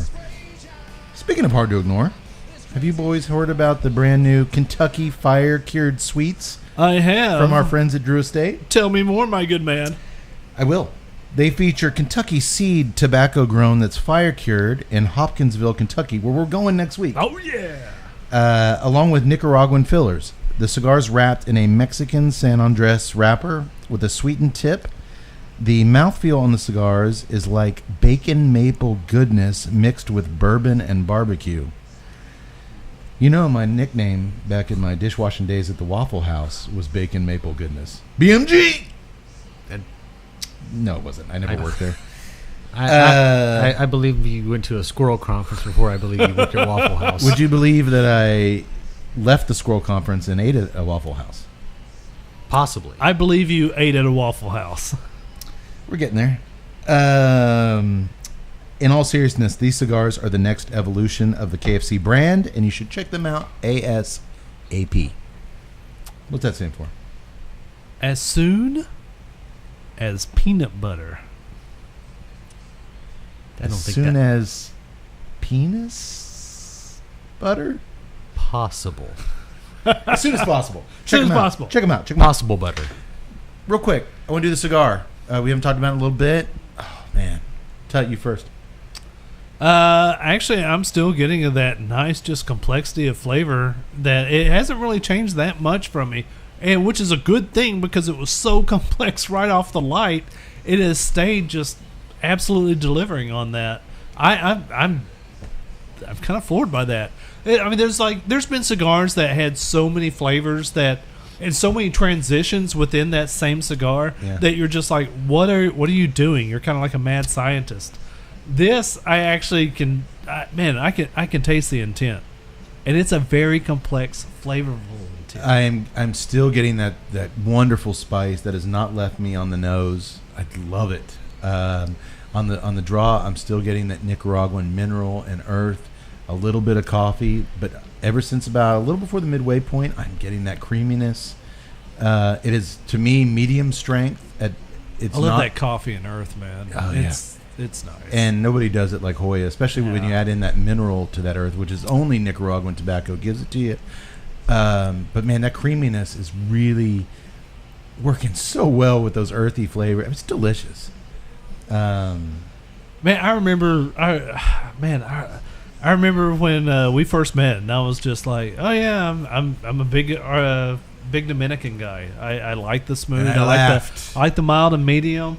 No, there's a place for it, and I still appreciate good Dominican. Of course, I jest, but at the same time, it's like, I think the first one was like My Uzi Weighs a Ton. I gave you the an first Uzi. one, and then I was like, ooh, all right. And then the second one was that Grand Consul, the Hoya. And then I was just like, oh, man, this is a country I need to open my mind to it. And ever since then, I've actually, I appreciate Dominica what it is. I appreciate Honduras for what it is. But I love that Nicaraguan deal. You could, man, open the trade wars, give me a whole bunch of Cuban crap right now, and I will pass on it. I absolutely will. There's a time and a place for everything, but I am maybe I've had that wanderlust with Cuban stuff. That's a pretty nice. That is also undisclosed origins, they say. Oh yeah, it's probably all Nicaraguan. No. But man, I just that spice. I love that it's not a full, it's full bodied, but it's medium strength. It actually is, and that's very hard to pull off sometimes, especially when you start going into Ligero. I'm savoring it, they're boys. Probably like, there's not a Ligero leaf in this thing. I'm not, other than that spice at the nose. I was thinking that earth, you're right, the spice and the earth. That's why I was kind of thinking Ligero, but it doesn't have that strength. It is just really well balanced. Like we said, the complexity with a lack of transitions. It's been pretty steady. I'm a little over the halfway mark here. Construction has been. Draws like a dream, burning great. Man, I love it. You get a little bit of a hint of chocolate on after you've exhaled and let it sit for a couple of seconds. You get a little bit of chocolate on that palate. I'm sorry, I don't want transitions in this cigar. Give me this taste from the moment I light, which it has, all the way to the end. Yeah, maybe pick up the only thing that I could suggest is that some butter. Well, not butter and not cream, because I miss out on cream. But I would say it's cream. Are you not getting cream off this? I don't taste cream. I thought That's this was well ridiculous. done. I'm tasting cream. I'm Oh, yeah. getting a Delicious cream. hint I of thought this- chocolate. I'm getting. I was actually talking about this with one of my tobacconists at Smoker's Abbey, and when he was talking about a cream profile in one of the Southern Draw cigars, and I was like, you know what? I'm a fan of Southern Draw, and I've never tasted cream. Cream's one of those flavors that I guess I don't pick up on. Everybody's different. But I will tell you this: I love what this is giving me. If I could only wish for something else, it would be for in the last third the strength to pick up a little bit. So we'll see what happens. See what happens. Speaking of cream, you still liking the beer? I am very much. I got so. you another one. Man, I like it too. Again, maybe because you have no affinity for cream, That might be it's true. not working for you, but it's Might working for actually us. true. I actually think it's a really tasty beer. I do like. I mean, the if you can't like flavor. this, how do you like Boddington's? Yeah, you don't get cream from Boddington's? No, that's true because I love Guinness and I do get cream off of Guinness. Do you like Boddington's? It's all right. It's the creamiest beer in the world. I love it. Okay. Well, 2 out of 3 ain't bad, and I think we're all enjoying the whiskey. Well, the next day we find Davey cleaning up a heap of trash in his driveway. Damn raccoons. While his dad cleans his video camera lens in the back of his local TV news van. He's a news cameraman. That's why Davy's affinity for videography. Yeah. And even Officer Mackey was like, oh, just like your old man. Davey asked to borrow the camera, but the request is denied. It's station property.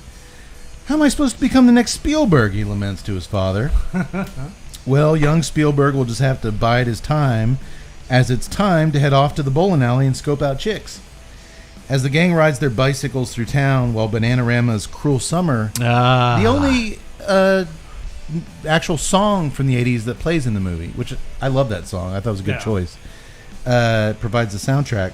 They're all giggling with each other as they ride their bikes, sticking their legs up in the air, hooting and laughing.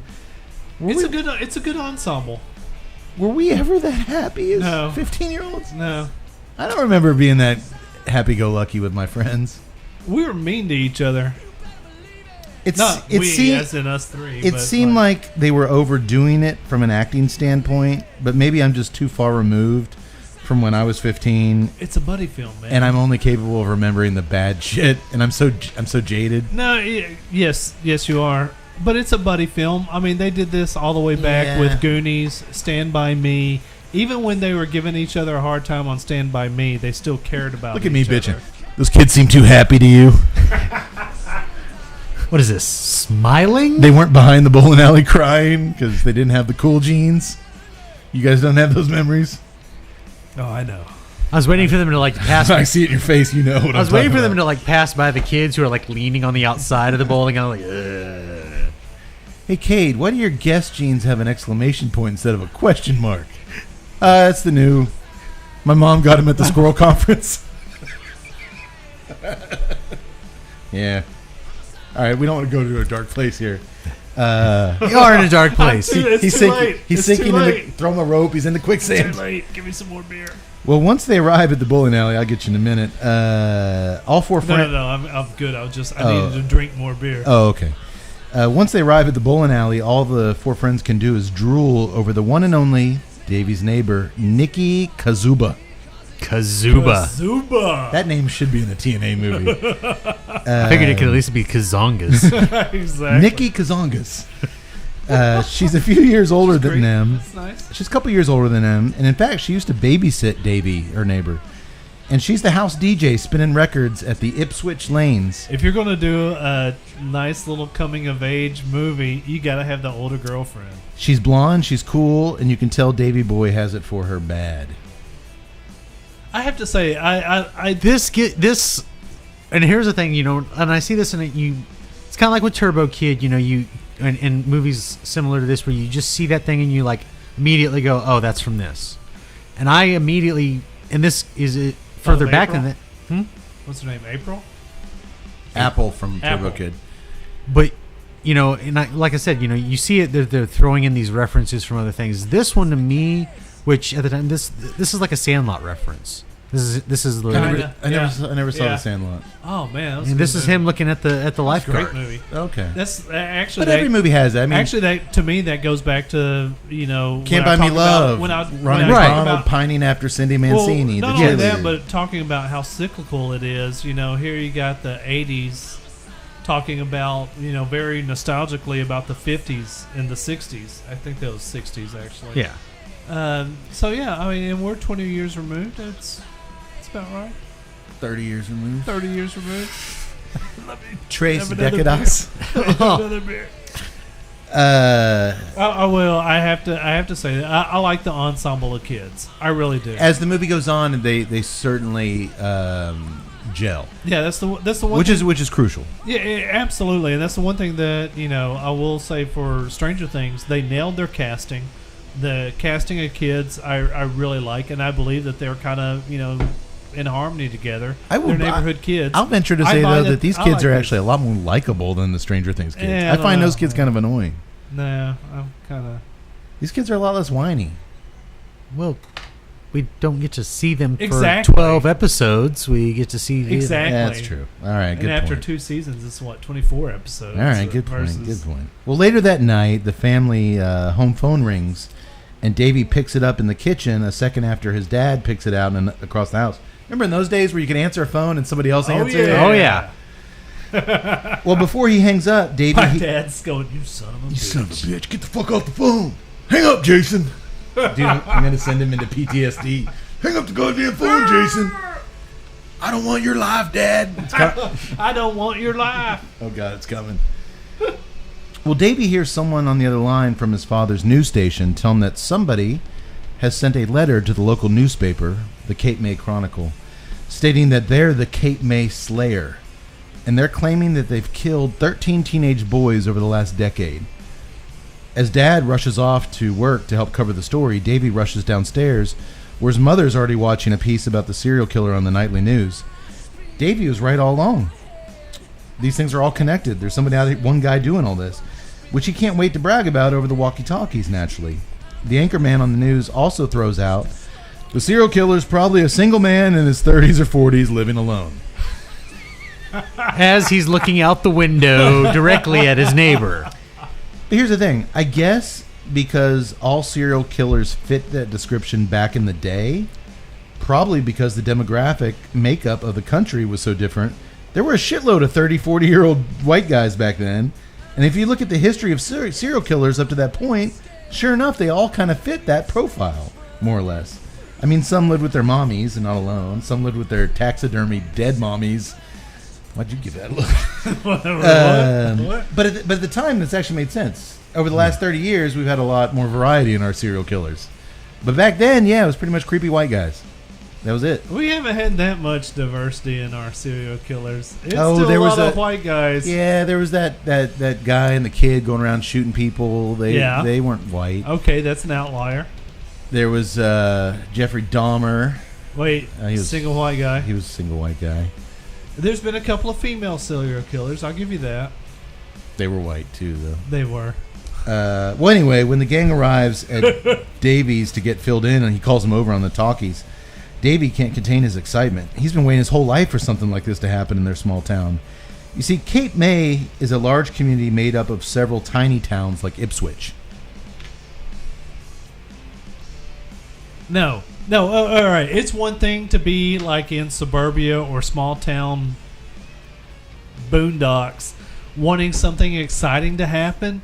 It's another thing to celebrate a bunch of kids going missing and finally something's happening in this town. There's a whole bunch of people my age just turning up missing. I am so happy right now that something's happening in this town. Said no kid ever. Yeah, but look at his walls, man. He's obsessed with weird shit happening. Weird Aliens. Weird shit He happening reads is one nothing thing, but man. Hardy Boys books. He reads nothing but mysteries. When a serial killer is And- parking in your neck of the woods, that's different. Well, the other dudes aren't feeling threatened by this, which I know you have a problem with, or nearly as thrilled by it all as Davey. But they are thrilled when all of a sudden Nikki shows up across the way in her bedroom window taking her top off. And they are the three normal boys. Nikki Gazungas. This is great. A serial killer. Can we just go back to looking at naked chicks? Excuse me, guys. Yes. The lights came on the Gazunga house. I was more surprised after he goes, there's a serial killer. Eats isn't like, hey, I'm trying to spank it over here. They all whip it out and start spanking it. The spank bank is getting a giant deposit tonight. Oh, God, guys. Oh, that tracks. Well, as they fight over the binoculars, she turns around and catches them in the act. Only they duck down, leaving only Davy standing there petrified. And he's the only one like, hey, guys, what you looking at? Because they can clearly, like, looking out the mini blinds like, hey, guys, oh, wow. Well, he is so dead. She sees him. He sees her. Do you guys ever have the hots for one of your babysitters? Yeah.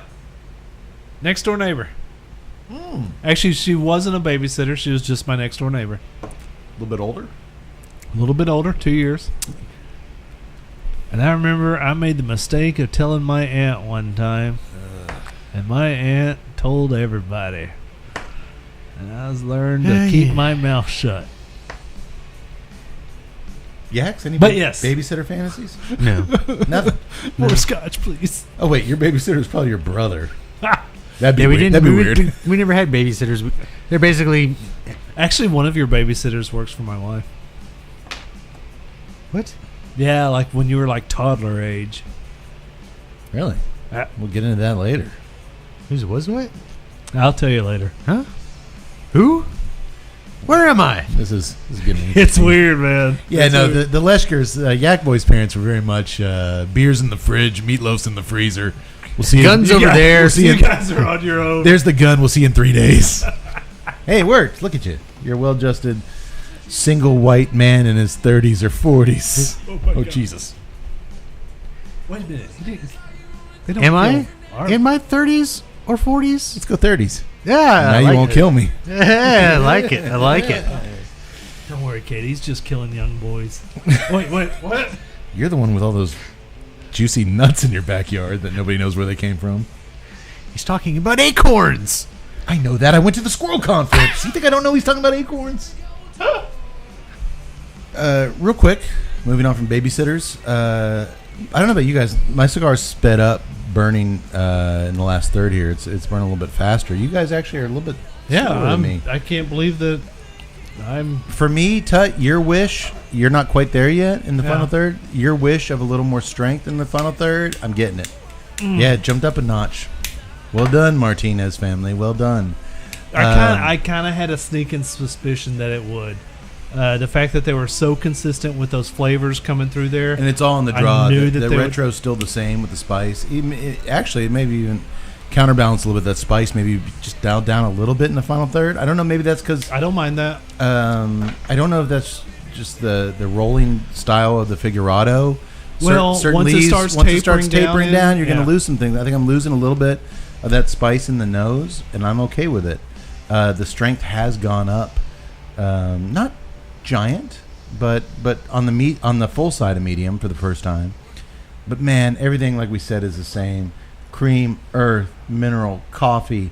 I am finally getting a little bit of the mocha, the chocolate note you were talking about. I can't I'm believe that still we're getting- all getting a lot of the same flavors. That's the thing. A lot of times with these complex cigars, we're all over the place. We're kind of all getting the same shit, and I'm still getting a little bit of that damn gram in between the retro and the pull. I'm sorry. It's a beautiful cigar. It really is. The only thing I can think of is like, remember when we went dove hunting, and one of the things that we do when we dove hunt, and that I actually look forward to more than the actual, firing of guns and killing innocent birds. And Tut had a mental breakdown. The first bird he killed. I love that. Just the end of the night, sun setting, darkness comes up, the sky comes up on these beautiful Texas nights, and we're all just there. Can't They see got- each other. Cody, You barely see each other. Cody and Ryan have the grill broken out, and they're cooking up tamales and not tamales, but tacos. It's great, man. And we had that cigar, and it's kind of like what Saka said, the sober mesa, to where it's just like that After the event. after the event. It also goes with Daniel Marshall, the campfire. The campfire. All those. This cigar, rituals that come together. This cigar is worthy of that time. Oh, it sure is. It sure is. You want to talk price point? You guys still have quite a ways to go. You want to wait? No, go ahead. Let's talk price point. I'll let you decide. You've got maybe something else to experience in the third with some stuff you're looking. You want to wait? What's our smoke time on this? I think we've been burning for about an hour. Burn for an hour. This quality, this flavor. And you're going to take my word for it. You're going to get a jump up in strength. I will.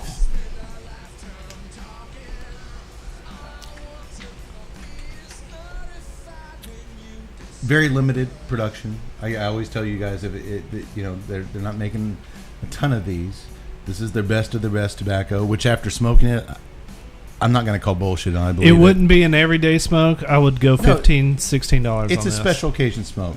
Special occasion. It is smoke? basically their top level Opus X. Like Fuente does a ton of really high dollar cigars or high quality special limited tobacco cigar. I shouldn't say high dollar, but this is certainly the most. I'm gonna say this: the most expensive cigar ever to come out of Hoya. They're very reasonably priced cigars in general, whether it's the Antano, whether it's the Cabanetta, whether it's their silver, black, and red label, which are very affordable. This is their they're celebrating 50 fucking years. I will go. Dang, with a 50 limited, that makes me want to adjust my price upward. I'll stick with my 13 and 15. I'll pay upward to 17 on this. Okay. I'm gonna have to agree with him. I'd probably say about $15. This cigar retails for $20.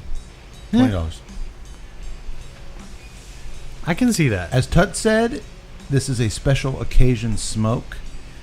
By the end of you guys, you're going to be going over an hour and a half, easy. Yeah. This is one that I would definitely pick up if I was going to be celebrating something and I wanted to savor a special smoke. All right, so here's the thing.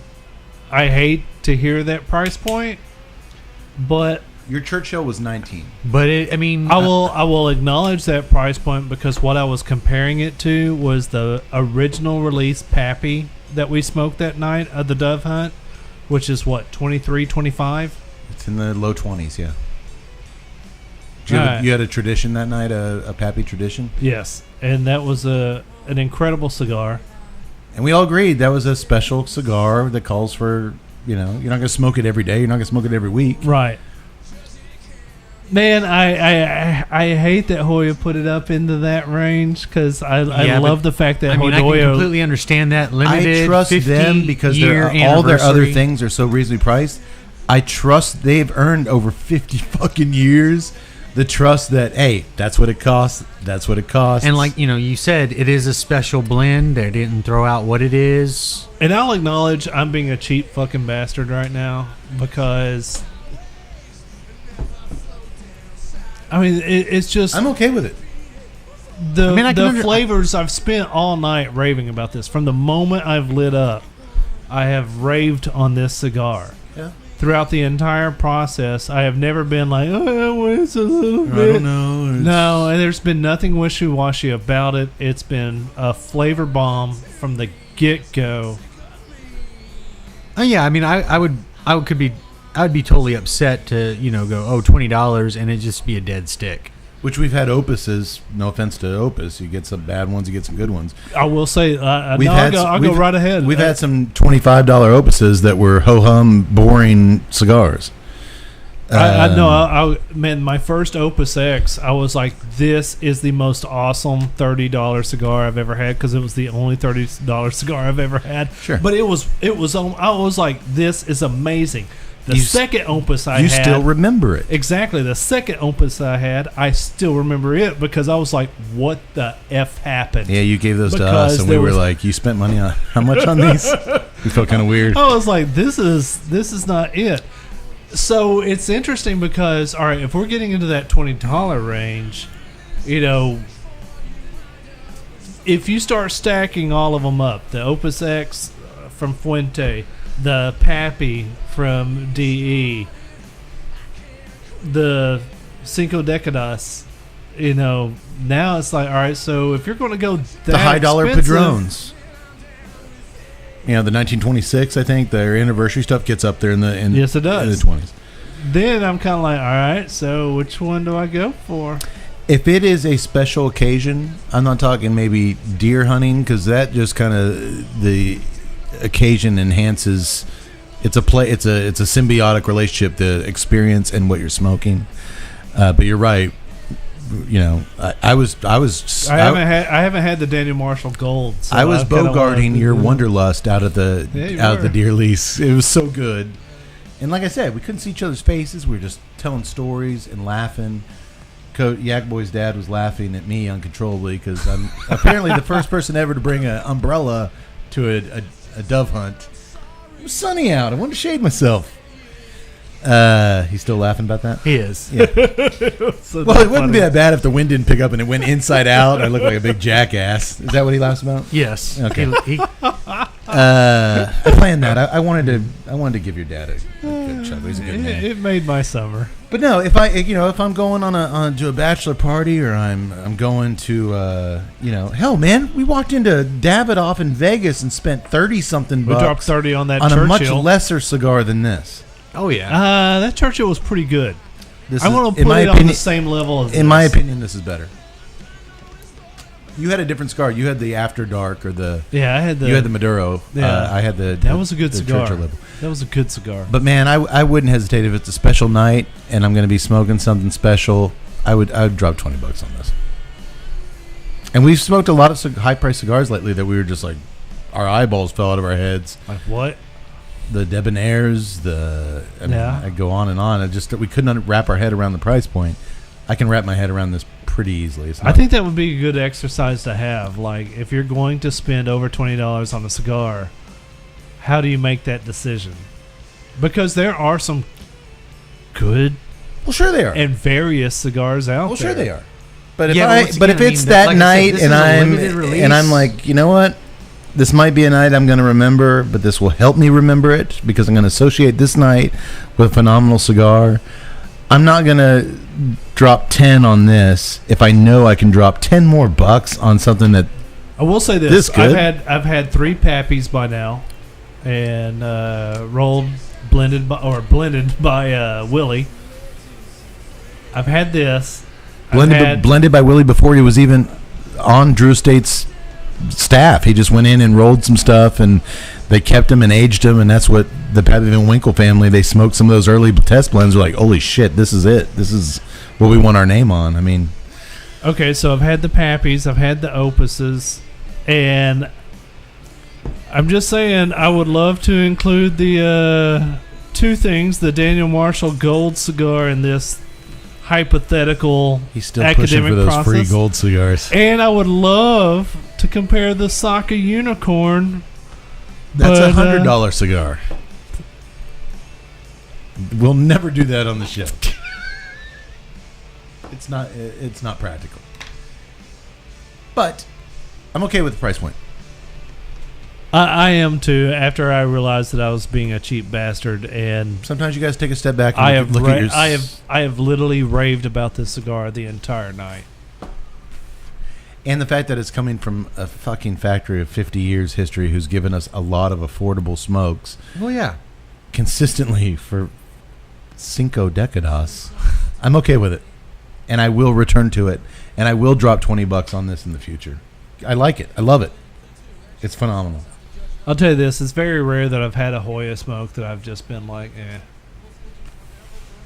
The only one I do not care for that I don't go back to is the Dark Antano. The funny thing is I'm okay with the Antonio Dark.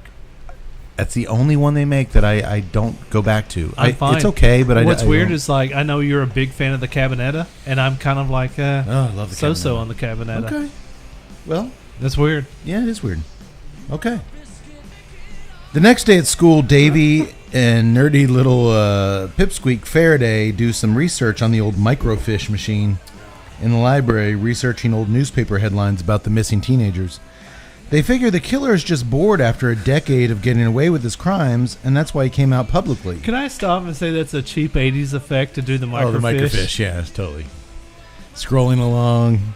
Oh, you want to do a period piece? Get the microfiche machine. Even though the images in the microfiche were clearly done digitally, like afterwards, it didn't look like they were actually looking at a microfiche machine. Did you notice that? No. Really crisp. But you know what? The killer wasn't counting on Davey and his friends to crack the case. Could have gotten away from it if it weren't for you stupid kids. Tut mentioned earlier, I'm going to mention it here, the music in this scene, before it, music after it, it's really spot on. It's a minimalistic synth score done by the same gentleman who composed Turbo Kid, as we said. Which is awesome. One of whom, the musician Jean-Philippe Bernier, is also the cinematographer on the film, and he also shot Turbo Kid. Oh, okay.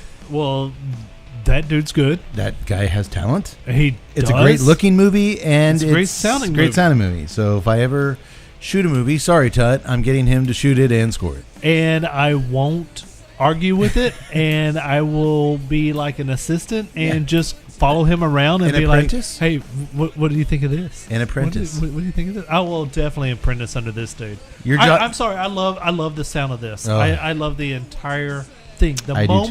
The moment the score kicked in from the very first of it, I was just like, I knew who it was. I was like, this is Turbo Kid. And I looked it up, and sure enough, LeMatos, and I was like, there you go. Boom. I will say this, as much as some of this Stranger Things 80s nostalgia bullshit gets under my skin, it has led... How does it get under your skin? Just, you can't go into Target without, or you can't... I see it just so much on Facebook. I mean... I think what it is that you just don't like period pieces, period. Maybe. I don't know. It's just such... And I see it too, because I am much more entrenched on social media and horror movies coming out, and they're all doing kind of the 80s retro posters, artwork. They all have the synth scores, and it's part of, it's part of the hipster in me too. That's like, when I'm checking out a Target and I see the Stranger Things in the mock VHS case. Yeah, there's nothing wrong with it. It just irks me. That's me. I'm glad you mentioned the hipster in it, because there's some truth to that, to where it's gotten so prolific to now it's just kind of like, yeah, I get it. But at the same time, there's nothing wrong with it. There's not, and like I said, it's cyclical. It's just now that these are, I don't know their ages. I'm going to guess that they're in their mid-30s. Maybe. And so, like I said, they didn't live through the time period, so they kind of... That next generation always looks at the generation before they do. Them thinking that it's and you guys, so awesome. You guys sold me on that. But one of the nice things has been this resurgence of synth music. Oh, God, man. And I'm not complaining about that one bit. And these French, I assume they're French guys doing the music. I assume so. Maybe not. Are really, maybe they're Canadian. Maybe, but they're really, really good. I guarantee you, when we go on our next Kentucky D East deal, when we're up in the air and I've got no Wi-Fi, Turbo Kid is in my playlist. There you go. They are the real deal. Unlike that hack talentless group Disaster Piece that did the shit music for It Follows, but you can listen to our It Follows episode to hear me trash on them for like an hour. All right, first of all, I like the movie It Follows, and then I was going to film Disaster Piece, but I really don't remember anything that they did. It was horrible. It wasn't music. It was noise, and not good noise. But I digress. It's good digression. We already covered that. It's good digression. Well, that night, when the gang is unable to locate their friend Sammy, who also lives in the cul-de-sac, next door to Officer Mackey, Davey becomes super suspicious. You see, nobody's seen Sammy or his family for days, despite their station wagon parked in the driveway. It's like they just disappeared. No. Without Sammy, they don't have the number for their team for manhunt, so their nightly game is a no-go. So Davey goes home to catch a late-night snack, and as he's pouring his drink, he sees a picture of a missing kid on the milk carton. Within minutes, he gathers his buddies over to tell them the huge news. The kid on the milk carton is the same kid he saw in Officer Mackey's kitchen a while back when they were playing manhunt, when he was hiding in the bushes. Officer Mackey must be the Cape May Slayer. Davey lays out his case. Mackey fits the police profile, 40s, lives alone.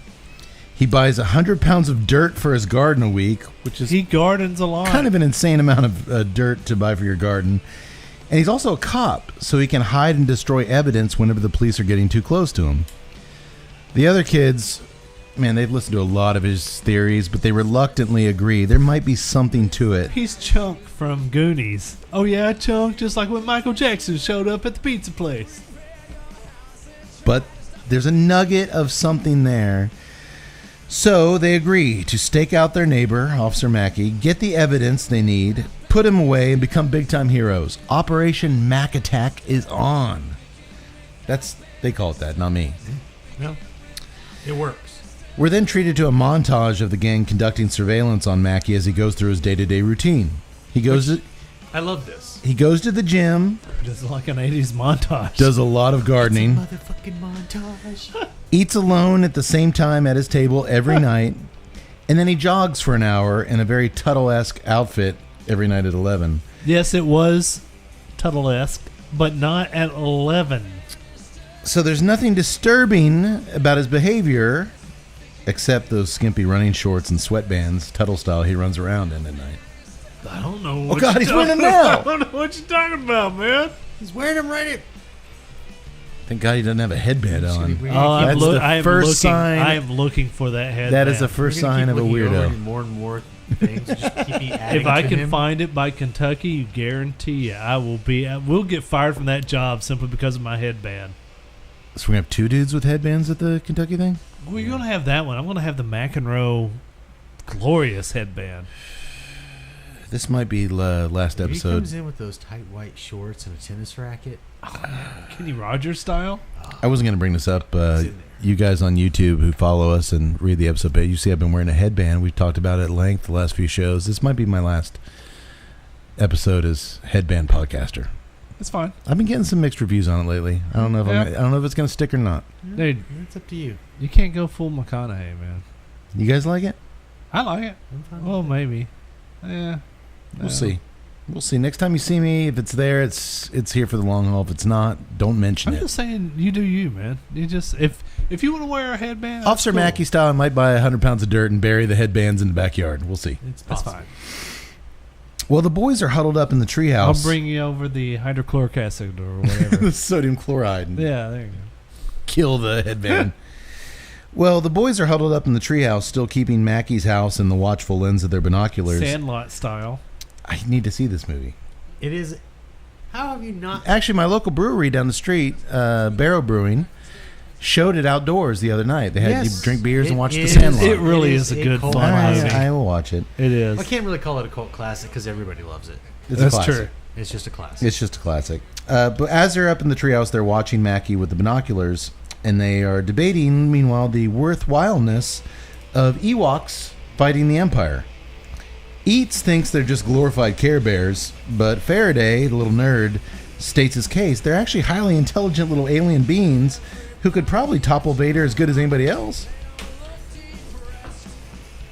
Again, Faraday's an asshole. could be kitschy, throwback 80s stuff, but by now these friends are gelling really good. I was kind of okay with the 80s banter between them. I'm sorry. First of all, that's an easy nugget to go after. Ewoks, yeah. Ewoks, but Well, it's an authentic nugget to go after. As this is the summer of '84, the movie would have just come out. It would have They been. would have their toys to talk about. But I was there on opening day of Return of the Jedi. I don't remember me and any of my buddies bitching about the Ewoks. That seems like a retrospective gripe. It kind of was because I don't remember anybody. I don't remember anybody having a problem with the Ewoks when I was coming out of that theater. Not our age. No, not in the moment. Not in the moment. You're History absolutely right. History has not been kind to the Ewoks. No, it has not. You're absolutely right about that. In the moment, But it was cool. Like I said, Come on, I had the Wicket action figure. Oh, I've got Wicked. I've got all of the. I'm okay with it though because I'm digging the kids and okay, they got to talk about something. You know. yes, So suddenly, Cool if they discussed Knight Rider. that actually would be sweet. well, you can't cram it all in there. That's what she said. Suddenly, they see Mackey leave for his nightly jog, and they decide to raid his trash cans. We'll just blame it on the raccoons. You know you can get AIDS from touching people's trash. I'm sorry. That was Eats has this great line. Yeah, that's the only way you're getting AIDS. I'm sorry. That was a thing that was 80s. discussed. That It was so absolutely fresh. 80s. You were afraid to go in public pools. You were afraid if somebody fell off their bike and got a scraped knee, you were going to get AIDS. That little reference That was like, 80s. All right, Yes. that was real. That was good. Well, there's nothing suspicious in the trash cans, but they do find a porno magazine in the mailbox. So, I guess Officer Mackey's normal after all. So they agree to keep searching after they steal the porno mag. You know what? We'll just keep coming to his mailbox every day. We can do this. Looking for clues.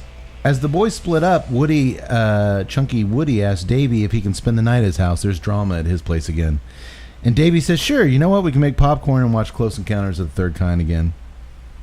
So Woody runs home to pack a bag and put his drunk mom to bed, hence the trouble at home. No, she's not drunk mom. She's exhausted mom. She's a exha- single mom. She's working a exhausted couple mom. of jobs. She's exhausted.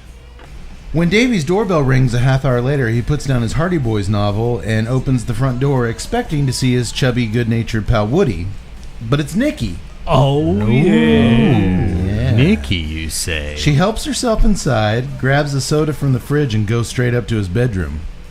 Been there, my friends. Been there. What happens at the Squirrel Conference stays at the Squirrel Conference. As she looks out his bedroom window with his binoculars into her bedroom window across the yard, Davey swears, I've never seen you naked, I promise. Yeah, she's acting a little bit too cool. To which right she now. says, that's a shame, I have a great body. She's acting a little too cool. Well, just as things are about to get interesting underneath his giant Rush 2112 poster, nice touch. Good touch, man. Davey's parents arrive home from date night, and Nikki slips out his bedroom window. Which he's on the top He's floor, on the right? second He's on floor, the second yes. floor. We didn't see her just... she fell down that whole story and broke her leg. Yeah, But no, this is a running theme throughout the movie. All of his friends come through this second floor Yeah, story. they do. I guess he has a little thing out there. Lattice. Perhaps a trellis. I believe Or I've heard it both ways, I believe lattice. it's a trellis. I'm gonna go with trellis. What's a lattice? A lattice would just be the little thing that ivy grows on, whereas the Yeah, it's a lattice. trellis is actually the bigger one, where it's like a ladder. Yeah. I've heard it both ways. Yeah. Well, meanwhile, elsewhere in the sleepy town of Ipswich, a young teenager boy is seen leaving a house. He's got his backpack on, so he might have been studying or, I guess, being tutored at 1 a.m. Or running away. No, he says thanks for the help. Like he was doing Oh, I guess he was tutoring at Something 1 there. a.m.? Come on. by Mary Letourneau. She was white. And she wasn't a serial killer. She just banged young kids. Serial banger. Serial banger. The Cape May banger. We are anti-Mary Letourneau on the show, correct? Yeah, At that age? sure. Monster. At this She was age, a monster. yes. At that age? Well, he's immediately, as he walks home, pursued and eventually grabbed by the Cape May Slayer. Finally. This was a nice touch, as I was sure the way the script was lazily constructed, or I thought the script was lazily constructed, so that Woody would go missing. They made a point that he'd be walking over later that night.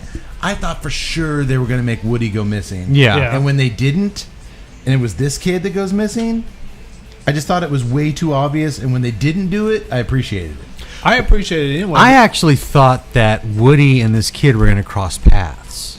Him and this other kid were going to bump into each other? Yeah. And then Woody would go missing? Or no, you mean it was? I still think it was kind of like thing. You see this kid, and you, You see thought Woody. Woody was going to do something. It was going to be one of those where, like, you see they bump in together, like, oh, hey, whoa, whoa. Yeah. They go their separate ways, and then literally you see like one of them disappear.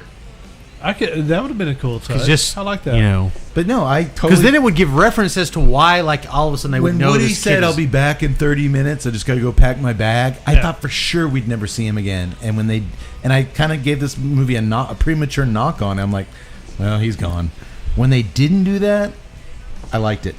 And I should say, the nighttime exterior scenes of the young kid running through the foggy alleys Yeah. as he senses somebody's chasing him, Good. look gorgeous. Good. Yes. This whole Very film, good. This whole film looks really, really good. There's not a bad. Classically disciplined shots. I like the whole visual world they created. There's not a bad shot in it. There really isn't. And you're right. Classically disciplined is a great way to explain it. I really dug it. The next morning, Officer Mackey rolls out of the house in his patrol car, and the Bloodhound Gang is in hot pursuit, with Woody driving his drunk mom's station wagon. She's passed out on the couch. I will have to say this though. I'm liking Woody's exhausted mom, not drunk mom. She's drunk mom. No, she had a she's bottle on the coffee table. She was. If you're working two jobs, three jobs, you're gonna come on. I thought we had our first drunk mom on the podcast. I will say she this. She was nowhere near as fun as drunk dads. I mean, it would have been a nice touch had Woody gotten back to his house like, hey, I'm going to stay over. I mean, she'd have been over there like, one second. I will say this. I like the abduction scene for nothing else. Is that you're building up this pretense of something happening in this small town. Yet we haven't seen anything happen in this small town yet, other than what the kids have said. You need to have some element of danger, especially if you're going into a horror film type, a thriller type deal. We got to see this Cape May Slayer eventually. I got to see something, otherwise that this is just a trip down nostalgia lane. And the way they had done it was happening in all these little towns surrounding Ipswich. But that's where the serial killers make their mistakes. Now he's close. Now he's close to them. Don't shit where you eat. It was a necessary scene, and I'm glad they did it when they did it. Before you kind of lost. I will say I have some other twists that I thought were going to happen that I'll get to. I like the fact that you were like, I thought Woody was gone here, because I could see where That's smart screenwriting. Now looking at it, I can be like, I could see where they kind of like went into that area. Well, the next morning, Officer Mackey rolls out of the house, as I said, and they're in hot pursuit in drunk, exhausted mom's station wagon. She's pretty much just passed out all the time when she's not at her 3 jobs. The gang stakes out the hardware store where Officer Mackey makes a pit stop. While they wait, Davey tells his friends about Nikki showing up at his house the night before. Yeah. Gotta brag. Come on with that. Of course, they don't believe him. No. There isn't a parallel universe full of butt-fucking Wookiees where Nikki came to your house last night, he says. But Davey's adamant. It happened. And they were just about to kiss under the 2112 poster until my damn parents showed up from date night and ruined it. Right. Well, before he can get into the story anymore or get denied that it happened anymore, Mackey emerges from the hardware store. He gets his daily supply of 20 bags of dirt and a pickaxe. Uh-oh. That's new. They continue to follow him, but due to Woody's horrible driving, keep in mind, they're all underage. He has no license. But he looks 30. That was the line. He kind of did look a little older. You look a lot older than the rest of us. They lose Mackey. As they're driving back home, a cop car pulls them over. Mackey doesn't know how to drive, or Woody doesn't know how to drive, and he hits, as Tut just did, the noise in the cherries. That's cops speak for the sirens and lights. I had a guttural reaction here to this scene. I don't get that very often. I could put myself in their place as they sat in that car on the side of the road. A, as kids who've stolen their parents' car and are about to get busted. And B, they're about to possibly be confronted by the cop they suspect is a serial killer. Because the way it's filmed, you see the guy step out of the car. You don't see which cop it is. I very rarely put myself in characters' shoes. But I did here, and it was actually a pretty fucking tense little moment. That's good filmmaking, man. That's very good filmmaking. Good storytelling. I had a real moment there. It was nice. And I'll agree with you. I kind of like I was sure it was going to be Mackey. It put me back at 15 and scared at shit like that. I don't get that a lot. Whoop, whoop. Luckily for the gang, it's Officer Cole, who knows Woody from church, and he gives them a break.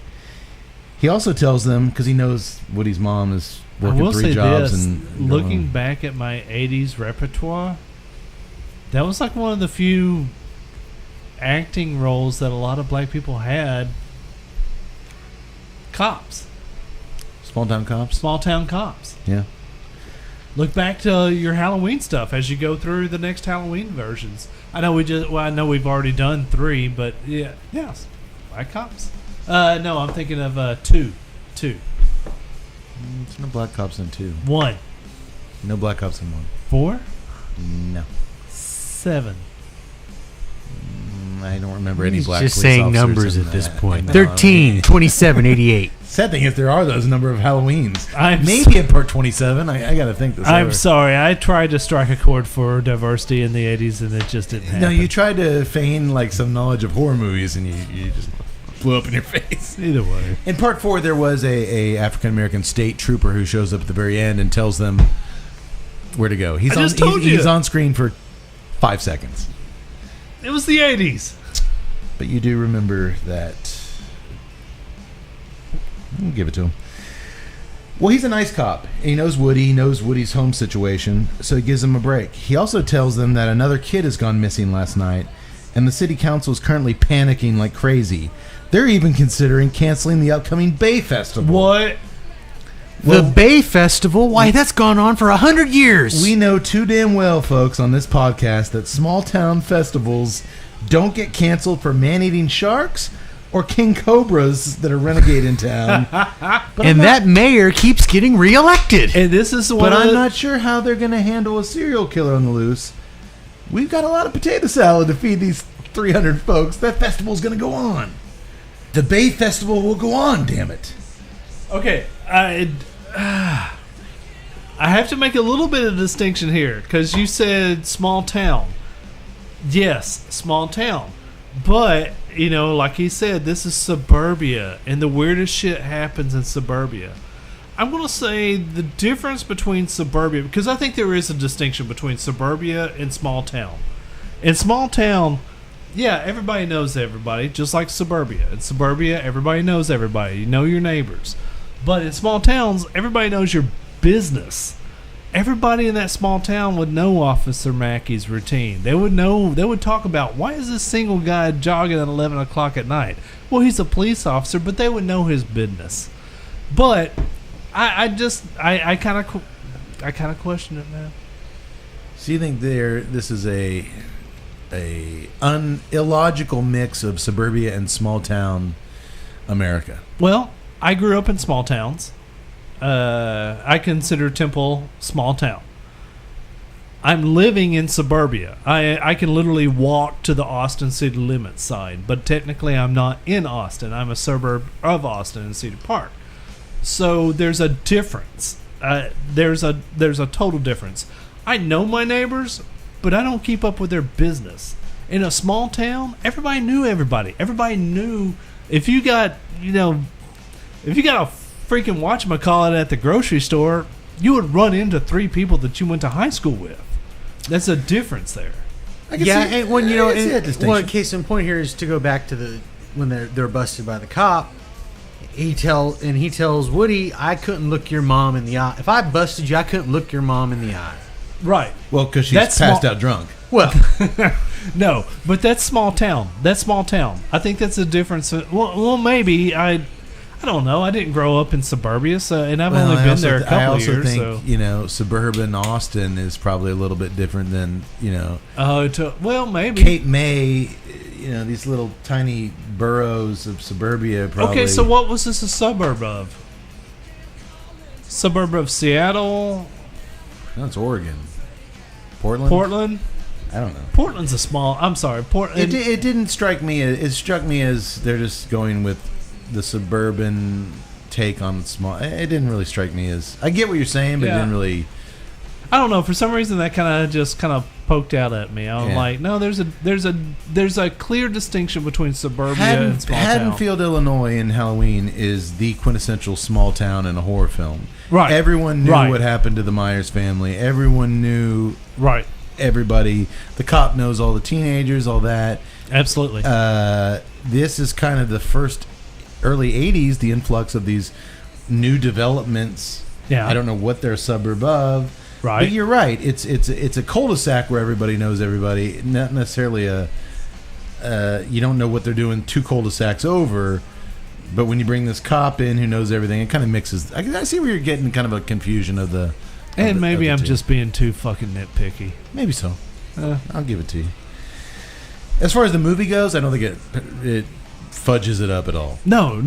Okay. It was just something that I just kind of harped on. Speaking of fudging stuff up, that night Nikki lures Davy outside Oh, yeah. with her feminine charms, and they share a couple beers down by the water as she fills him in on her family drama. Small town side. Turns out her parents are getting divorced. She never saw it coming, and she's going to have to move away. The worst part is she feels like she can't talk to anybody about it, even her friends, who she doesn't really even like. She can only open up to Davy, the only person she actually still has any kind of connection with in Ipswich. After she opens up, her feelings yaks, not her legs. I wasn't thinking that at all. You horny fucker. Get your head out of the gutter. I was totally thinking that. Davy feels comfortable enough to fill her in on what the gang has been up to. She can't believe it, and not in a good way. Officer Mackey is best friends and fishing buddies with her dad. There's no way he's the killer. She begs Davy, drop it before you get in trouble. Leave it to the police. But he promises, I won't. Whatever goes on, I won't get caught. I'm going to get the evidence I need, and I'm going to be the hero that Ipswich deserves. Okay, two things here. One, kudos to the writing team. Divorce isn't that... to me, divorce isn't as big of a deal as it is today as it was in the 80s.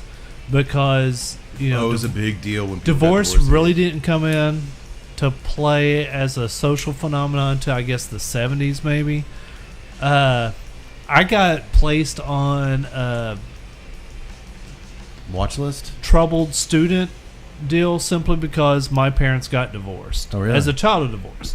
And so it was like a big deal. It was like, oh my gosh, Jason, he's a troubled student. His parents are divorced. So I remember it being such a huge deal back then. It's not It really was. that big of a deal No, now. it's not, but it really was. I'm not going to say a scarlet letter on your family, but it was talked about. And It not, was. Not kindly. Right. And it certainly, I think, had a bigger effect on the... Nowadays, kids are used to it because your friends' parents are divorced. Right. It's just, whatever. Yeah. But yeah, the 80s was something else. And two, now this, when you talk about leading down a road, all right, so all the focus has been on Mackie, and now I'm looking at this chick going, oh, she's trying to throw him off the scent. This is our killer. MacGuffin. I never had that thought. Did you have that thought? Not really, no. I totally She's did. a little bit older. She could possibly incapacitate a younger kid. She was... Yeah, but this said these murders were taking place over like 10 years. So she would have had to start when she was like 5. Okay, I didn't think about that part.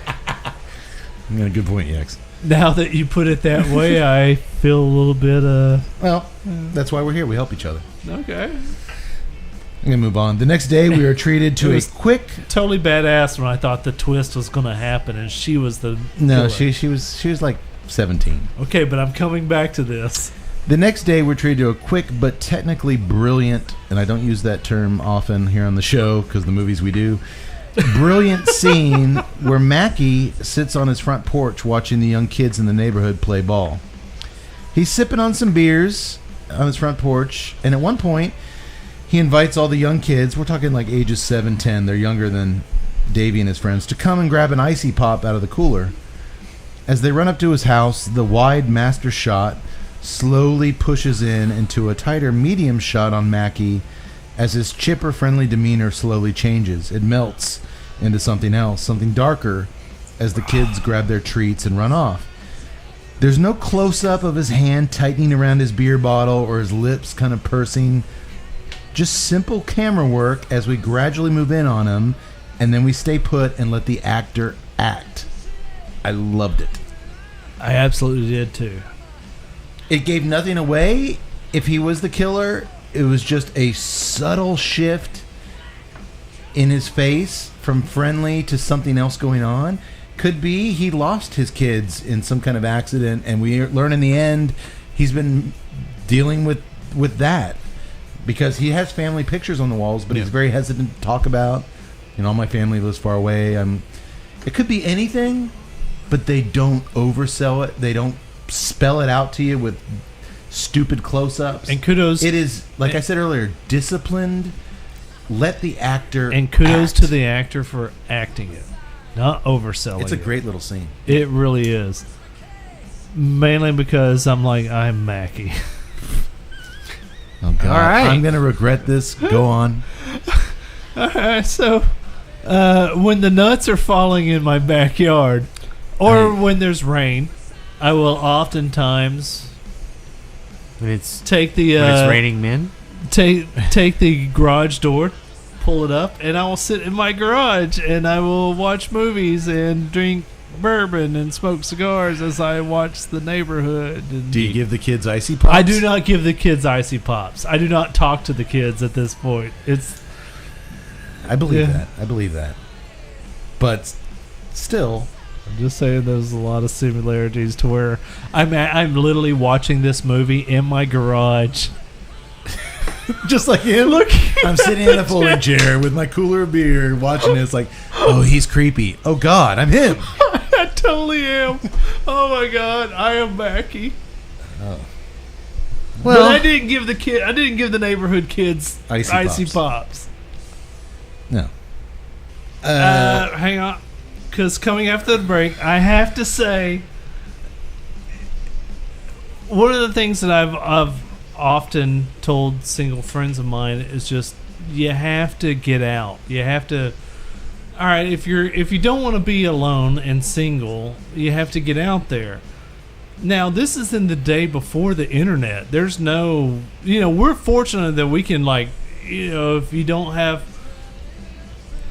you're spending a night alone, you can get on the internet and do There's an app for that. whatever you want. In this day, there wasn't.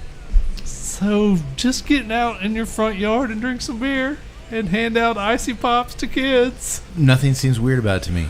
Yeah, a little bit. Honestly, nothing seemed weird about this to me from a neighborhood perspective. I mean, the guy got off his shift. It's a nice night out. It's a nice night Got out. a breeze going. I'm going to set up a chair. I'm a good neighbor. I'm going to have some treats for the kids. I'm going to drink some beers. There's nothing that struck me as odd about this until we zoom in and you see the actor go make through a his very subtle little shift. But the act of him sitting out there drinking beers and giving the kids some stuff, nothing struck me as weird. No, I really love this slow portrayal. It's like one of those little micro. You still don't know where it's going. And being as a thriller, most thrillers have a twist. And I'm not saying this movie doesn't, but a ton of movies build up one person as it, and then it's not. That's why I was thinking the 5-year-old girl who was committing murders. Which I didn't. that would have been a crazy twist. I didn't think that through, but I was for sure because my cynicism. Well, first of all, I've seen all the horror movies. I've seen all the plots. But At our age, we've seen everything. So I'm waiting for that twist. This is truly in the genre of thriller, which relies big time on twists. Right. So at this point, I'm thinking waiting for it. Anybody other than this guy can be the killer.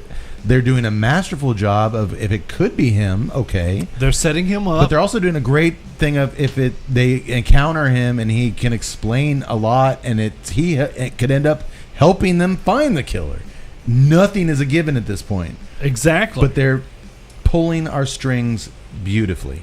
Right. And kudos to them for doing that. Speaking of pulling our strings beautifully, you guys are about done with your cigars. Man, I'm hanging on to this for dear life. Did you get that boost in strength in the final third? I did. Yeah, I did. And that was absolutely, I felt that was going to happen. It sure did. I'm sorry. It just, from the complexity and the total flavors that this thing produces, from the sweetness to the earthiness.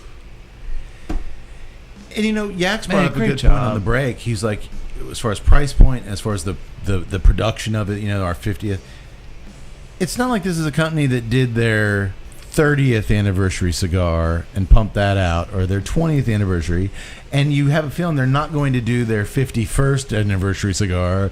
This is a huge moment for them in time, and they're doing this one-off push, which, it's about twice their usual price point, but it is a moment in time where they really put the thought into it, and the next anniversary cigar they do probably is going to be the 60th anniversary cigar, which is huge.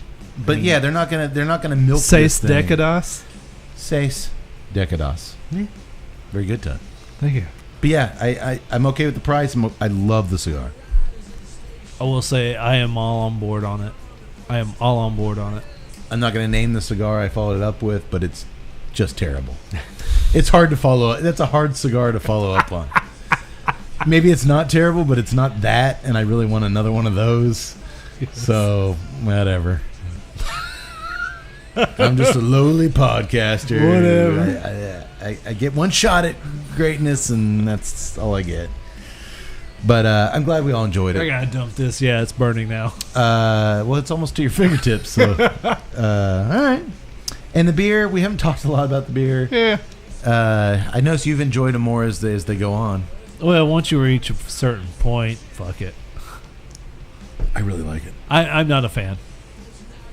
I To think me, it's it's a great. good. It's a good fall beer. I mean, it is. it's creamy. not. It's creamy. It is a creamy It's got a ale. little bit of citrus in it. I'm not getting the caramel or the spice, but I do get a little hint of I'm orange, getting maybe. like vanilla, and I don't know why. No, because it's a cream style beer. It's Well, not but nothing in it. That's none where of- that vanilla's coming None of the from. components in it equal up to a cream style beer. Right. No, I mean, don't it's get me kind of wrong. like It's you creamy. can you can taste hints of Big Red in this. How is Big Red creamy? Big Red is a cream soda. No. Big Red It's is like a cream soda. fruit soda. It's It's a cherry. Big Red is a cream soda. Yeah, when you put it on ice cream, It's a cream when soda. you make a float, it's creamy. Come on, I'm from Texas. Big Red, cream soda. I've never equated Big Red with cream soda. Y'all haven't had Big Red in a while. Just so. I need to drink Big Red now. Yeah, you do because for it cream. tastes a little bit like this. Hence, maybe that's why he's never tasting cream in cigars, because he's not understanding what I cream. don't think you understand what cream is. Next episode, we're getting a big thing of whipped cream and just shoving it in his mouth. Eat it. Eat it. Maybe. All right. Well, that night, after the boys sip on some tequila that Faraday stole from his old man's liquor cabinet. Oh man, how great would it have been? Remember if those they- days when one of your buddies would manage to swindle a little bottle of something? Bottle of out Old it? Crow. I think it was tequila. It looked like tequila. It was Cuervo. Oh, was it Cuervo? Yeah. Well, they take a few swigs on that and make their way down to the tree, or up their way down from the treehouse and head back over to Sammy's house. Remember their friend who lives next door to Mackie, who went missing with his whole family. They think maybe they missed some clues when they were there the first time around. He still hadn't shown up. Man, these kids love B&E. Well, this time they go to Sammy's house. The door's unlocked. Remember last time? Davey checked the door. It was locked. Now it's unlocked. And they cautiously go in, flashlights first.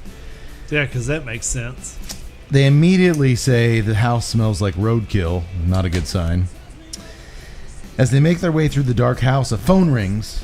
The kitchen phone rings, and they all shit their pants immediately. Jump scare. Jump scare. I think one of them even says, I just shit my Calvin Klein's. Marky Mark style. Marky Mark style.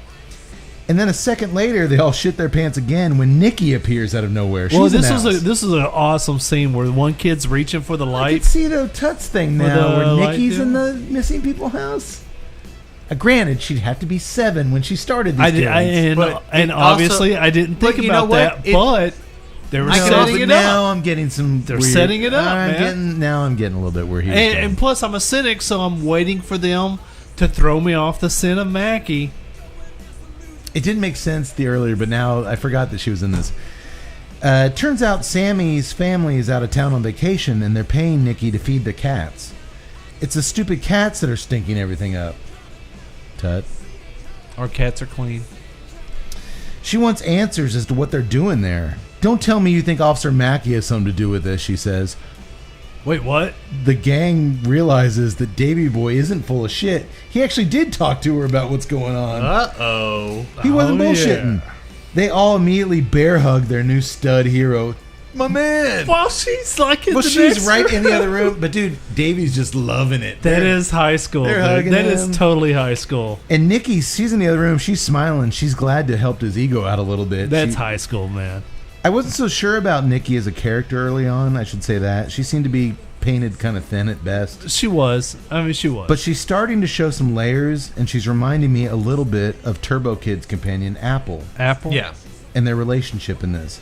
There's some similarities here to that relationship, and maybe it's one of the factors that drew these directors to the screenplay.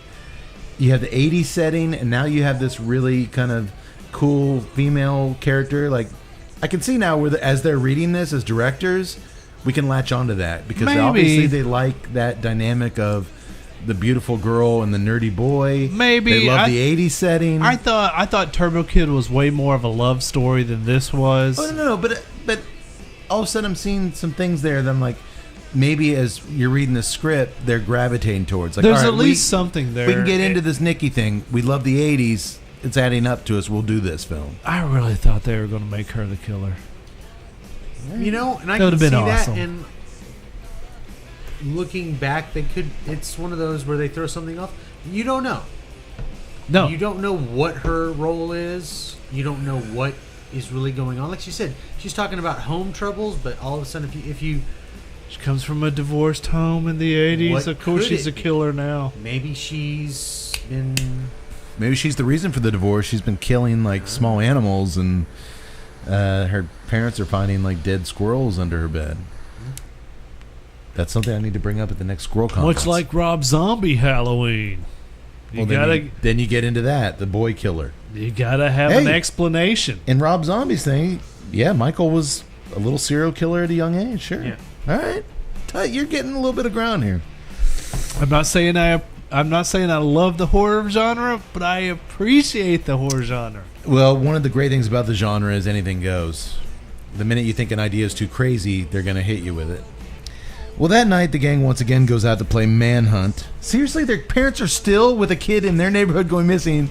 I get it, it's the 80s. They're still okay with their kids going out at 1 a.m. and playing Manhunt?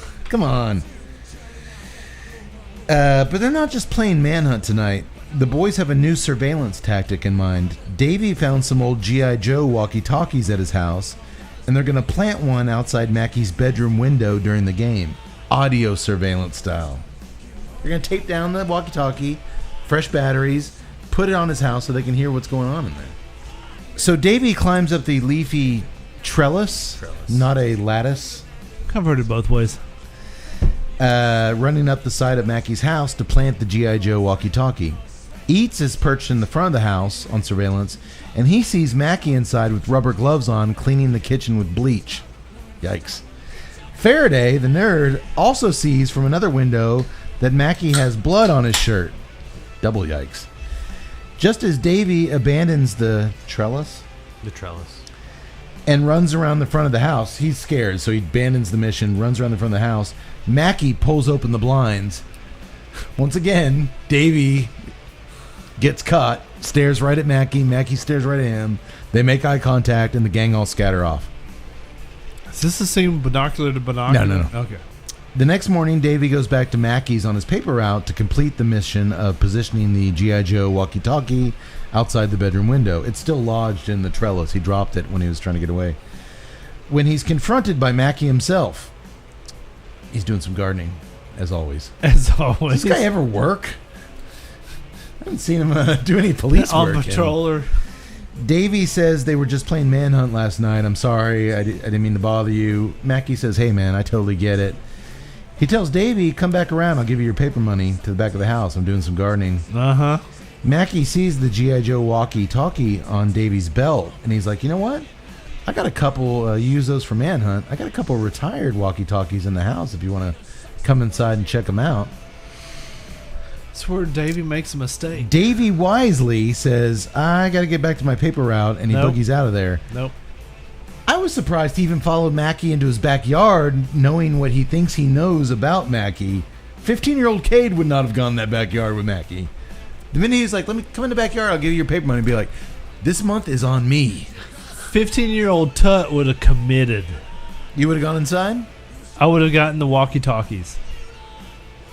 Fuck that. You think the guy's a serial killer? You're going to go into his house? Yeah. I've got a bluff going. I'm going to play it.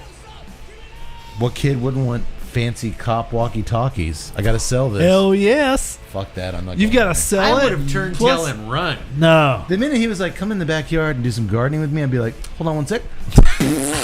I shit my gerbos or whatever that fancy jeans were I didn't have as a kid. Jordache. Was that gerbo? Was that something? Yeah, it was. I never had them.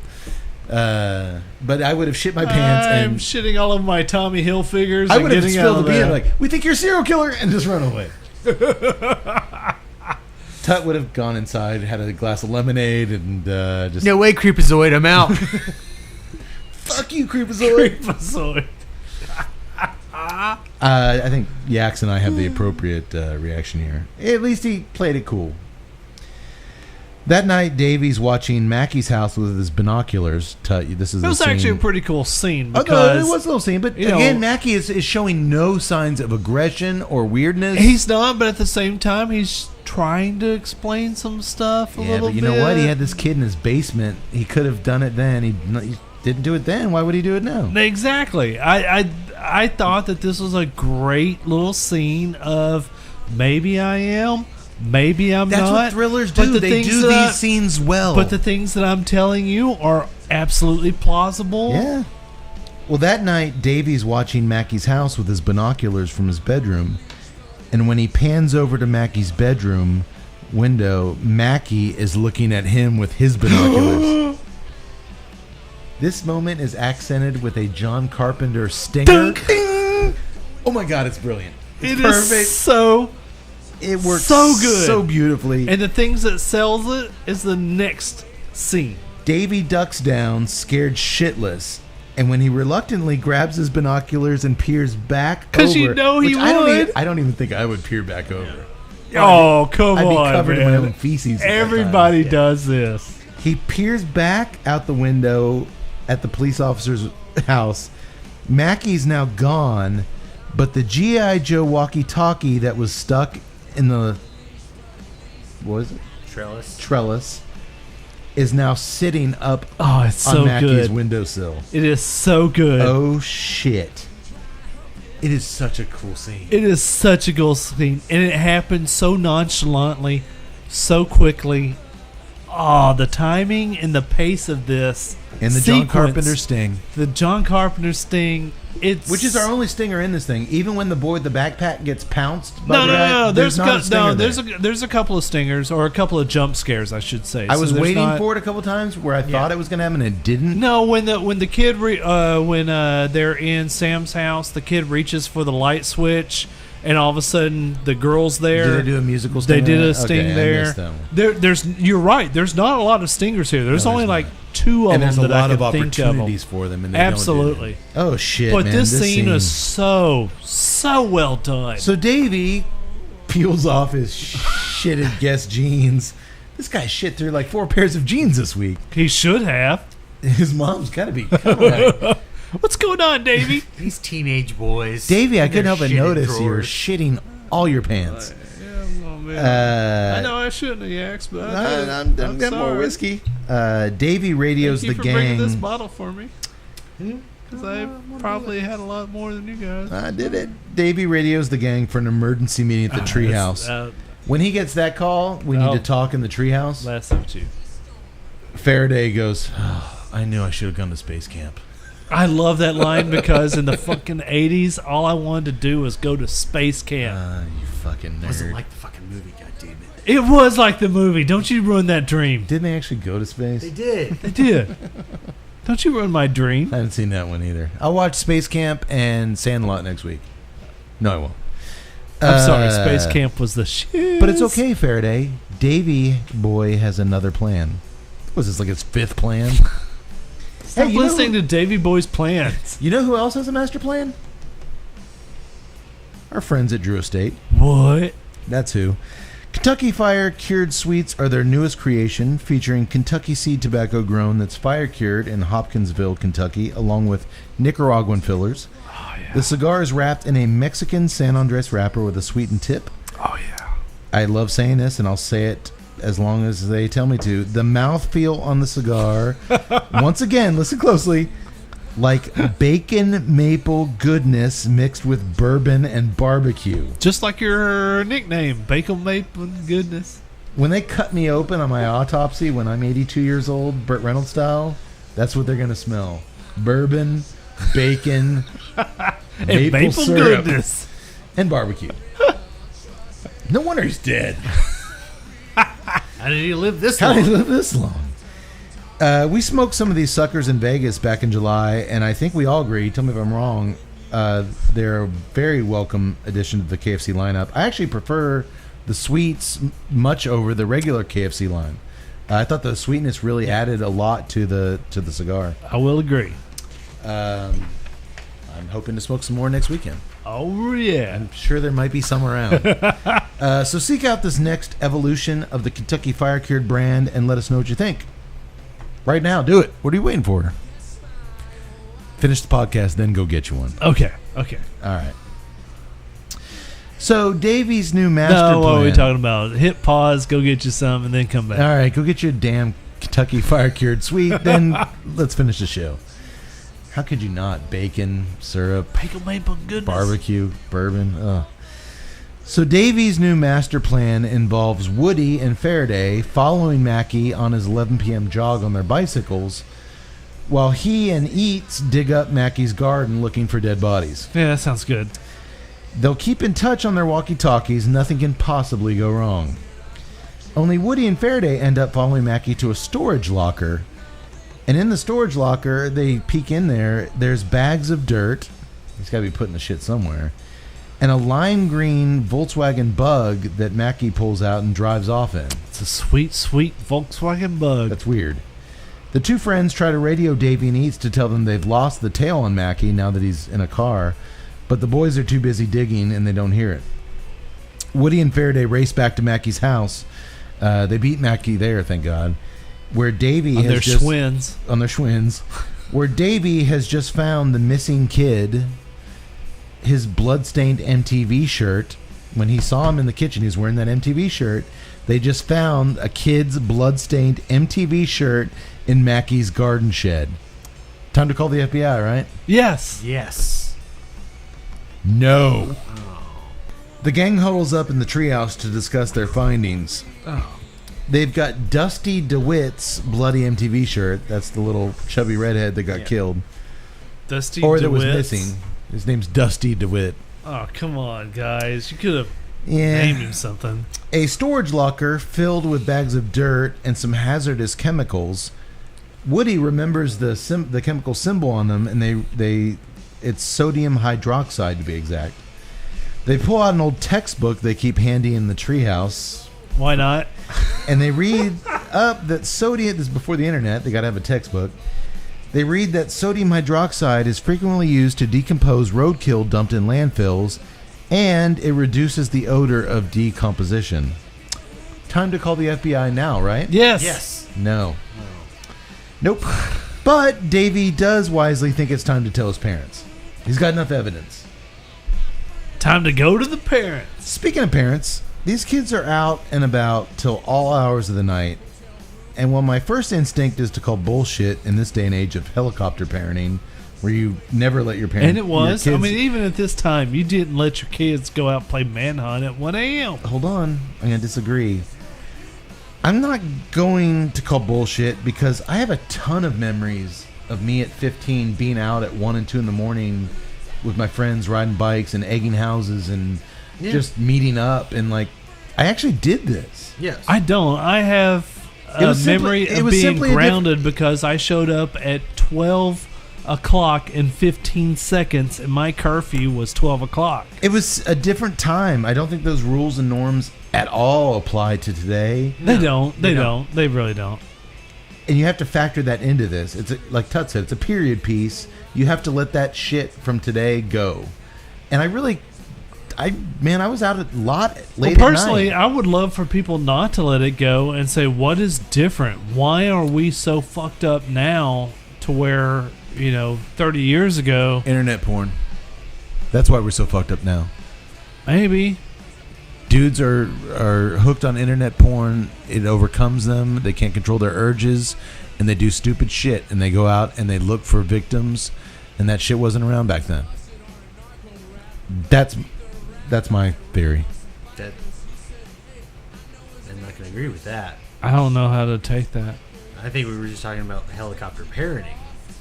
As far as why shit happens now, why chicks can't go jogging without getting, every day in the news there's some, 20-something-year-old chick goes jogging and gets raped and killed. There's some kid that walks down to her best friend's house and goes missing.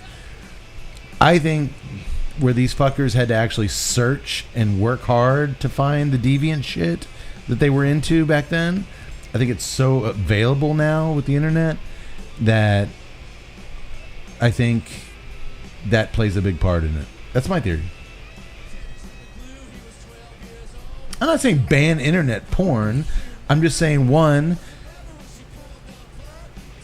think that's a hot take because I've never heard you take this position before. If you're into weird shit, you used to have to go to weird places to get it. Yeah. You had to make an effort. Now these fuckers can watch it on their phone. They can watch it in their car. They can watch it wherever they're at. They can feed the machine if you want to be. And there's no, I don't know. So if I'm extrapolating that information, I blame the internet. Can't I say that if it's so much prevalent today, and that's the reason why our kids can't, is it be prevalent today, or was it just not reported back then? See, those are the two competing theories. Kids went missing. It wasn't. Sure, maybe so, but I guarantee you, when these fuckers, go after joggers or after kids or whatever, you look on their fucking phones or you look on all that, I would say and you're going to see. Eventually, they were seeing stuff and looking at stuff, and it wasn't enough, and they had to go to the next step. I'm not going to say that you're wrong because there's a lot of smart people that agree with you. I don't know. I've never actually sought affirmation from other. That's just always been my hot take. I mean, especially with I just used your term, hot take. Hot take subways. I'm in the hot take seat. Join us on the hot take subway line. Well, I think with the prevalence. And again, I'm not anti-pornography. Yeah. No, I mean, there's. But I do think there was something to it when you had to. There was something to pornography where you actually had to, whether it was ordering it, even in the early days of the internet, if you ordered pornography online, what the interesting there was thing still is, somebody registering that, okay, this guy's watching this and he's paying for this. There was a or if you went into a videotape store or an adult bookstore, you still had to go up to the counter and there was a human face. There was a human face there that you were kind of having to go through to get what you were into. Nowadays, dude, you can literally find anything, and if you're the type of susceptible person to where you feed off of that shit, eventually maybe it's not enough, and that's why I don't know. I'm not going to say that you're wrong. I'm not saying I'm right. I'm just saying it's a possibility. I'm not saying that you're wrong. I just, on the flip side, this is 1980s, and there were serial killers in the 1980s.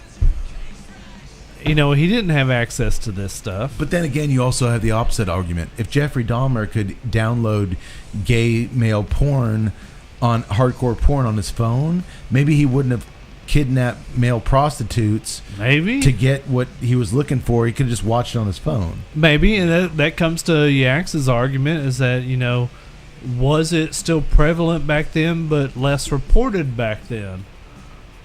Man, I don't know. It's kind of we really went off into a complex thing. I'm just saying, from a psychology standpoint, if you look at the effect of internet porn on marriages and on sex lives and on sexual behavior, it's undeniable. It's stupid to think that it's also not a factor in sexual deviants who, do certain things. I just think there's a clear trail of breadcrumbs there that you'd be kind of ignorant not to look at. Okay, but to bring it back to the movie, the killer here wasn't acting on a sexual impulse we know of. Let's not jump the gun here. That we know of. Correct. No, I'm just speaking in kind of what's changed and why are these kids? Why when we went out in the middle of the night when we were 15, egging houses and driving bikes around, or why when we were 7 and we were, dude, when I was, what are you in 6th grade, 5th grade? Yeah. 10, not even 8, 9, I was walking miles from my house to the mall. Absolutely. And my mom never gave a thought that somebody was going to snatch me up or whatever. When I was in 5th grade, I walked 2 miles from the school to my house every day. I would go everywhere on foot and on bike. Oh yeah, I would be gone from 8 in the morning till dark, and my mom never once gave a thought to where I was. No, when one of my I know where my kid is every fucking millisecond one of the day. one of the older gentlemen that I went into business with, he constantly tells me, you know, when he was a child in Atlanta, Georgia, huge city, man, he would take the bus like 45 minutes to go across town when he was 6 years old by himself. I'm not saying that, you know, all the I'm not saying that all the deviant behavior of the world is from internet porn. I'm just saying it is a thought I've had. You know, I only watch old school 70s and early 80s pornography on VHS tapes. The wholesome porn. the wholesome porn. Yeah. I'm just saying It's wholesome. Just wholesome. I If can't. the guy doesn't have a shark tooth necklace on, I'm not watching it. I'm not going to say that you're wrong. I'm not going to say that you're right. I obviously you make some good points. Yaks makes some good points about the reporting frequency. That's true too. Man, yeah, You didn't have Amber Alerts. You didn't have nightly. I will say this. I know in my neighborhood, which is a safe freaking neighborhood as far as I know, it is classic suburbia. Every serial killer lives next door to somebody, Todd. Now we're fucked up. We're the most weird shit in America. There's that guy with all those nuts in his backyard. I know I've had at least 2 instances on Nextdoor or whatever where kids gone missing or mysterious van in the neighborhood. I don't know. Well, what you just said for our listeners, Nextdoor is like an app where Yeah. your neighborhood is all in touch with each other. And like when me and Yaks come and pick you up to go to the airport at 2 a.m, they see us out there in the, sipping on a flask out in Yaks' Mysterious truck. truck. White truck, 2 fucking psychopaths. Oh no, it's just my buddies. We gotta go to the airport. We go in the backyard, but there's so many goddamn nuts back there. Well, my neighborhood's used to it. They're like middle-aged, 40 years old guy, white guy sitting in his garage by himself. Hey, he's nice. He gave me a popsicle. He gave me an icy pop. I got really drowsy afterwards. But, all right, well, we don't get too heady here on the show, but I thought it was, No. it's interesting. Hey, we grew up in '84, so Very true. I think it's worth it to say our kind of experience. I kind of got it. Where Tut says no way, I say way. I was out on those streets at 2 a.m. I go to spend the night at a friend's house. We would sneak out that as soon as his parents would I'm sleep. not talking about sneaking out. We would sneak out. I'm not talking about sneaking out. Well, yeah, I wasn't at home saying 1 a.m, hey ma, I'm going out. No, I mean it was always sneaking out, but you were out, and if you got caught, it wasn't a big deal. Yeah. And if they knew you were out 2 a.m, it wasn't a cause for alarm. It was just boys being boys. They're out playing manhunt. There were cops that would catch you and be like, I remember what it was like when you were age. All right, get home or I won't tell Well, we your grew up with parents." those cops aplenty in our hometown. They Yes. cut us a lot of breaks. Yes. And obviously, as we've been saying all night, times have changed. I don't like it, but they have. But I think, it falls within what people have been saying about loss of community. True. But I think the thing that this movie hits home, which is very apt, you can feel like Tut does, where we have the greatest little community and we know what's going on, but there could be that one fucker living in that house next door to You you. don't know what's going on behind their closed door. Where'd all those nuts come from in his backyard? We don't know. We see him sitting out in his garage. Why is he out there? The nuts there's just too many nuts in the Why backyard. does he keep handing out popsicles? Can somebody get a squirrel expert in the backyard to take care of his nut problem? I'm here. I got this. Todd, if you ever want somebody to come look at your nut problem in your backyard, I know a squirrel guy. not you, is it? He's not cheap. Okay. He's a little bit nutty.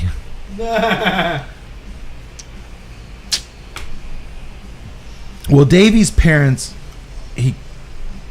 finally goes to his parents. Aren't buying any of this despite the evidence brought forth to their coffee table. Mackey's been our neighbor before you were even born, for Christ's sake, Dad says. Hey, Dad, every serial killer is somebody's neighbor, Davy pleads. Dad isn't convinced at all. Vandalism? It's like the... How many times are you going to go to the line? It's a great line. I'll give it that. I have said that line. But even... this is only the second time he said it. Oh, okay. Maybe. Yeah, Right. I've been using a lot with our Never discussions, but... Dad, this guy's got to live next door to somebody. Vandalism, breaking and entering, spying. The dad just hopes that Mackey doesn't press charges against the boys. So he grabs them all, he grabs their evidence, and marches them over to the police officer's house to apologize. They should have called the FBI. Yeah. That's back when the FBI actually did their jobs. Ooh. They're a joke now. Them and the Department of Justice. They're a political organization. The joke FBI. That's fake news. I like the FBI. I will say this. Tuesday Night Cigar Club is pro FBI and Department of Justice, right? Yes. Sure. That's 3 votes. I know. 2 very hesitant votes. Oh, no. I'm pro FBI. I've always loved the FBI. Especially in 84. They would have been on top of this shit. Oh, yeah. In 84, they would have been... Yeah. This There. isn't Comey's FBI. No, it's not Comey's FBI. No grandstanding here. Yeah. I will say this, though. At this point, I would have loved a drunk dad scene. I thought that we were on the verge of a drunk dad. He was sipping juice. He could have been an awesome drunk dad. I'm going to talk about him in a minute. And Mom. Okay. Well, Dad makes Davy explain to Mackey everything. Davy shows him the milk carton and the bloody MTV shirt they found in his shed. That's going to be awkward. Wait, what? No. You find a kid's bloody shirt in the shed, and it's that's wrong, kid. That's on you. Mackey laughs it off. The boys at the station aren't going to believe this. No, I'm just saying if I'm drunk, Dad, I'm like, He's not drunk dad, though. He's juice drinking dad. well, juice drinking dad should have said bloody MTV shirt, game over, FBI. He's supposed to be. He's a cameraman for journalism. He's a certainly, journalist, damn it. No, certainly he's not. something. I'm not saying he's a journalist, but He's a camera monkey. You would pick up stuff to say Fuck you. investigative journalism. I egged him on for that. He's a cameraman, and that's his neighbor. He's known this guy forever. That is true. You got to church with it. Mackey says that the boy Davy saw in his house was actually his nephew who was helping him with his darkroom. His nephew cut himself hammering nails, and that's why the shirt got bloodied. He even offers to bring them all inside and call his nephew to clear up the matter, but Dad declines. Juice Dad declines. Is this our first Juice Dad? It is our first juice dad. Look, Mackey says, Austin style. I remember being young. It's hard to pass up a good adventure on summer break. No hard feelings. It's a great line. I mean, He's okay. it's He all right. understands. The gang, despite Davy's pleas that this changes nothing, abandons Operation Mac Attack. Davy's dad is going to call all their parents, and Davy Boy's grounded until further notice. Seems like our boy Davy's up shit creek without a paddle, eh? Yes, he is. Well, not for long, as that night Nikki calls him and invites him over. Oh. Yeah, you break curfew for this. She's looking over old photos of her and Davy as she packs for Stanford. I don't think the college, the city of Stanford. The city of Stanford. She feels so alone as everything's... She's too young for that, I think. She feels so alone as everything's changing in her life, but Davy's the only connection to her former life that she still feels something towards. I don't know what her former life is to feel this nostalgic. Well, Davy pulls out his pecker. No. The scene ends there. Well, the next morning, the doorbell rings, and Davy rushes downstairs, fixing his hair, anticipating it to be Nikki. They had that great night. Oh, yeah. But it's not Nikki. No. It's Officer Mackey. Ooh. In full uniform for the first time. With sidearm. With sidearm. He asks to come inside and talk to make sure the air is cleared. Don't invite him in. But Davy wisely asks that they stay at the door. "You've really got in for me, huh?" Mackie says. Still smiling, still friendly. Kudos to the actor here. He never gets menacing. He never goes too far. It's such a thin line, and he never crosses it. He never does. Ever. Never. Very good. He even admits that the evidence Davy found could look pretty convincing if it, it's all out of context, but he gets He's where a cop. he gets where Davy was coming from. Davy says, "My parents attribute to me reading too many mystery novels," and Mackie says, "I totally understand. I was the same way as a kid. That's what drew me into police work." This whole scene, I'm buying. I'm actually buying. He even offers to come by and fill Davy in on any progress he makes on the Cape May Slayer, but Davy politely declines. Remember, I see the newspaper before anybody. Paperboy.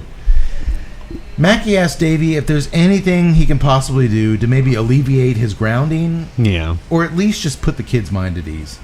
And Davy says perhaps Mackie could call his nephew that he claims was at his house and got bloody. Yeah. You said you'd do it the other day. Maybe if you did that, I'd feel okay. It's ballsy, but I agree. Mackie says he'd love to, but that would require me coming into your house and Don't invite him in. and using the phone. Don't let the right one in. To which Davy says, "Well, my kitchen phone has a really long cord. I'll bring it to you at the door." 80s style. Davy retreats into the kitchen. Kids don't understand that we actually did have Phones cords that with would cords. reach like 40 feet. Yeah. Well, Davy retreats to the kitchen, grabs the phone off the wall and a butcher knife and sticks it in his back pocket just in case. What a great tense scene this is. You see That's really good. Officer Mackie at the door. He It's does really take good. a few the steps camera work in. is awesome. He does take a few steps in as he's waiting for him in the kitchen. You see Davy look and Davy's see him in the kitchen with the phone. Mackie takes a few steps in, looks around, You see Davy look at him, see him through the threshold. and again, grimace. like when the cop car pulls them over. I don't get this a lot. I'm getting some anxiety from this scene. Good job, guys. Good job, guys and gal. And gal. As I said, Mackie takes a few steps in the house, looks around, which only ratchets up the tension.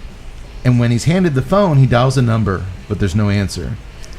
He lets it ring, and then he assures Davy that his nephew must be at sports practice or something generic like that. Baseball. And he leaves with a promise he's going to do all he can to catch this homicidal maniac. I'm going to get this bastard. What a fantastic scene. It was a very, very well constructed, extremely well shot scene. The split between Mackie in the background of the door, Davy in the foreground with the phone, looking at Mackie as he steps. And I'm three going to tell you steps at in. this point, you have no idea if this dude is legit or not. I'm waiting for them to pull this twist. You know the twist is coming. You know the twist All is coming. good thrillers have a twist, folks. Let's see. We're getting there. When the gang shows up at Davy's house, he's freaking out. He called the operator after Mackie left and asked what was the last number dialed from my phone. And it was Mackie's number. The dude called his own house. Kudos to Davy. Davy says they're going to have to break into Mackie's basement to discover the truth once and for all. All right, first of all, in hindsight, I should have seen this scene as game over. The scene with Mackie and the phone, Or the moment he realizes that Mackie called his house. Game over. it's kind of suspicious. Just a little bit. By a little bit, I mean he's guilty. He's guilty. It's a lot. But just then, Davy's mom calls him downstairs where there's an update on the case on the local news. What? Turns out they've apprehended a suspect in What? the Cape May Slayer killings. What threw me off the trail? Some random white dude named Ray Anderson did it, Oh, right. and it was one Officer Wayne Mackey who caught him. Oh, too convenient. Mom tells Davy that the Cape Festival is back on. Was it ever really off? No, it wasn't. Was anyone excited about the festival? They were going to throw away all that potato salad? I don't think so. No one Yeah, even but- talked about the Exactly. festival. At least in Return of the Living Dead, they were talking. I mean, if the constantly kid, talking you know, about if the kids potato like, salad. if it, you know, like that first night you see them playing Or Manhunt, Shark Attack 2, the regatta. they the were big like, thing. they were like, hey Or man, King I can't Cobra, wait for the big beer festival. Everybody's talking about it. If they were, if you saw the town, like everyone was just getting No, ready like for when the they approached Dad with the evidence, if he was wearing a Bay Festival '83 shirt, Like he was there last year. He's going this year. You look, He buys the shirts. if Dad had been like had a little bit of a surly attitude, Davey, you know I have to get ready for the festival. I'm going to be filming all day. Not to mention, I'm going to be partying this is the Bay Festival, you little shit. Don't you If ruin Mom this? was out in the driveway working Drunk on Bay Dad would've Festival done that. floats or something. Drunk Dad would have grabbed him. Don't you ruin this Bay Festival? We get this shit once a year. We get the fucking Bay Festival. You're going to come in here with this shit. You know your mom has to work on those floats night and day. That was the one misstep by these filmmakers. Should have been Drunk Dad, Should have been drunk that. who loved the Bay Festival. Hey, maybe next time you guys will get it right. I hope you guys are listening and taking You notes. know, if he had been over there like cleaning his camera lens with like some vodka, like just a little for me, a little for that. Just The nestling his alcohol, camera. it cleans that lens so well. No, we got Exhausted Mom. It's not the same. Tuesday Night Cigar Club loves drunk dads, not exhausted moms. Get enough of that in my own life.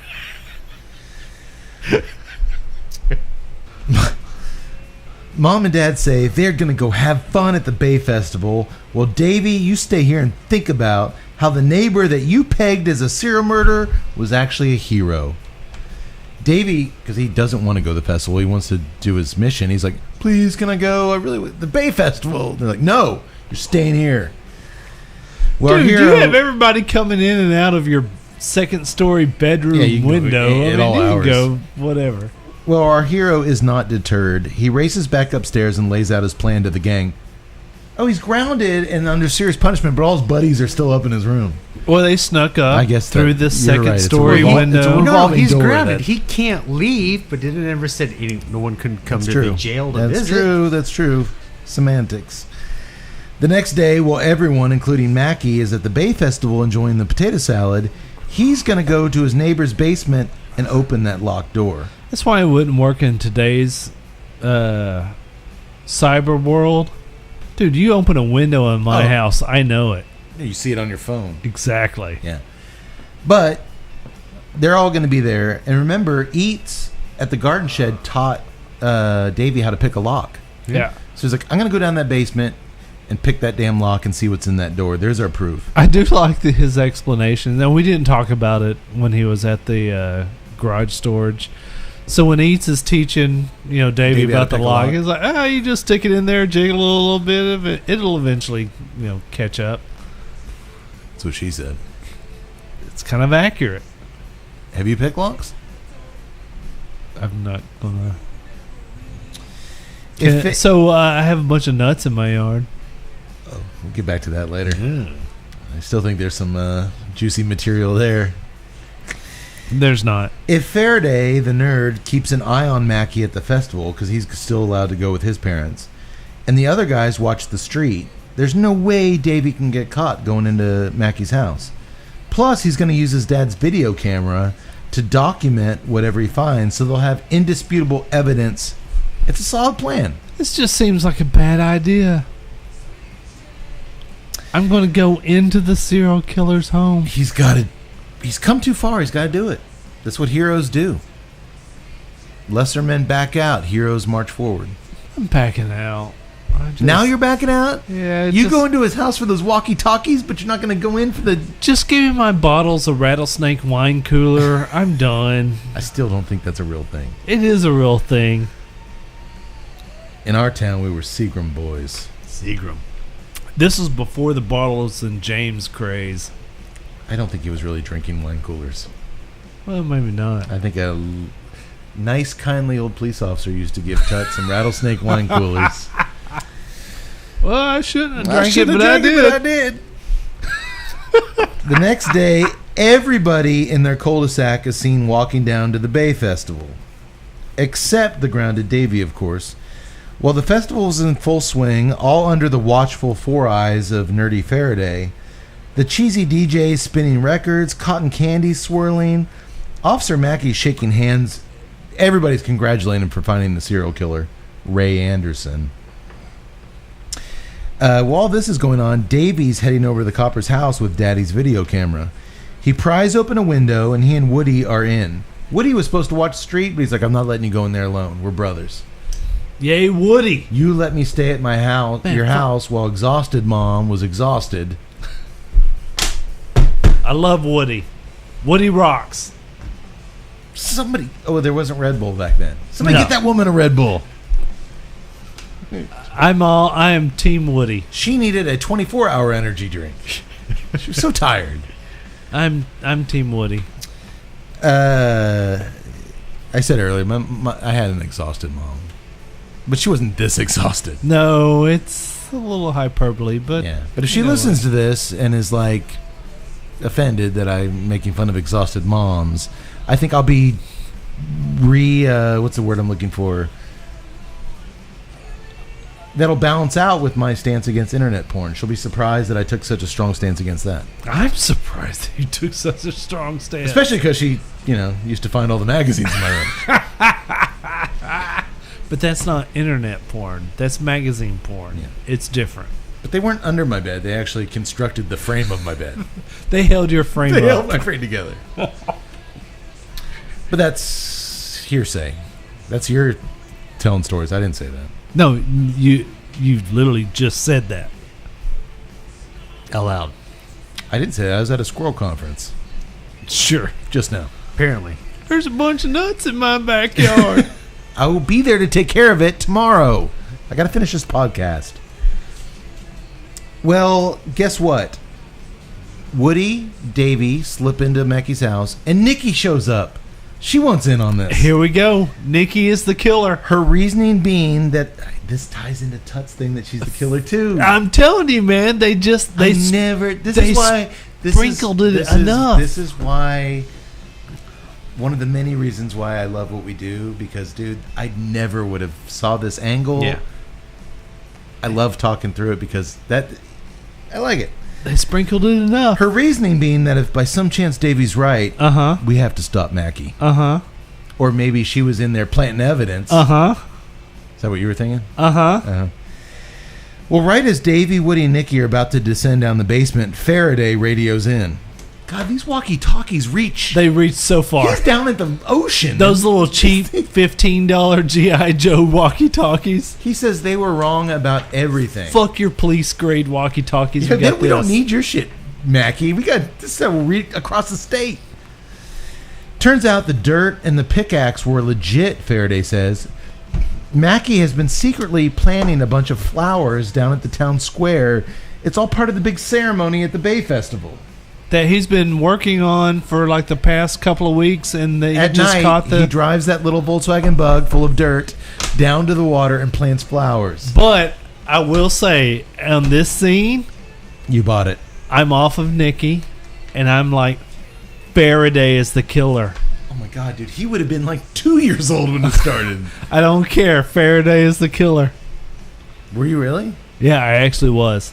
The only way I'm that would- looking Have you for- ever watched movies before? I am The looking. only way is like that one movie where it's like the little girl, but she's actually like 30 and she's just, She looks like a Yeah. like the Brood. I'm just saying that I'm looking for any twist. Nowadays, anything. I'm looking for. anybody says anything, you're like, it's him. I'm just saying that it is such a trope to do the twist to where like You're waiting we're for gonna it. dangle this guy out, but Yeah. it's actually this person. No, And I am totally going if into they this weren't thing. so young, I would be on board with you. Yeah, as soon as you told, I never thought about the age, but as soon as I mean, you said well, no, the that's age, the only I'm thing like, is Faraday would have been 4 years old when he started these mass Yeah. killings. I mean, it would be different if, like, they all had the hots for Nikki, and like she's the new girl that just moved to school. Faraday did all this to get into Nikki's good graces, even though he was 4 and she was 7 when he started this mission.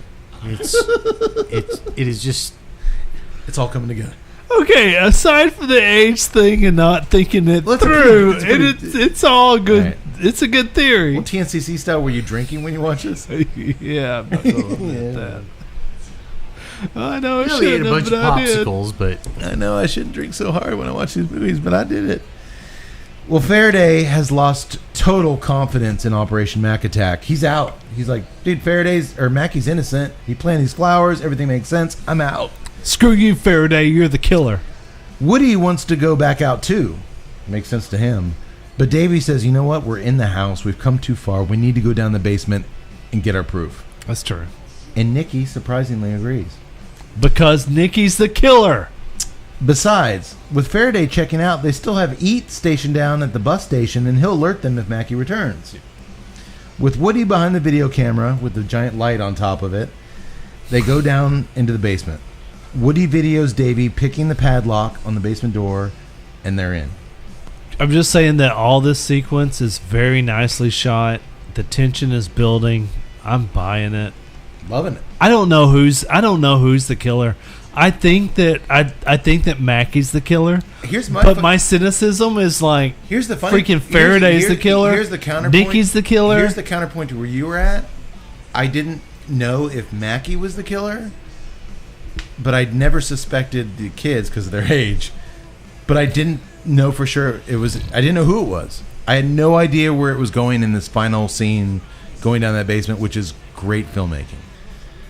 But suddenly, fucking Faraday, the pencil neck geek, shows up at the bus stop and relieves Eats of his watchdog duties. The killer. He tells Faraday's gonna kill Eats. He tells. This is all makes sense the way he puts it. I never thought it. He tells him that Mackie is in the clear 100%. He's just planting flowers this whole time, and the mission is canceled.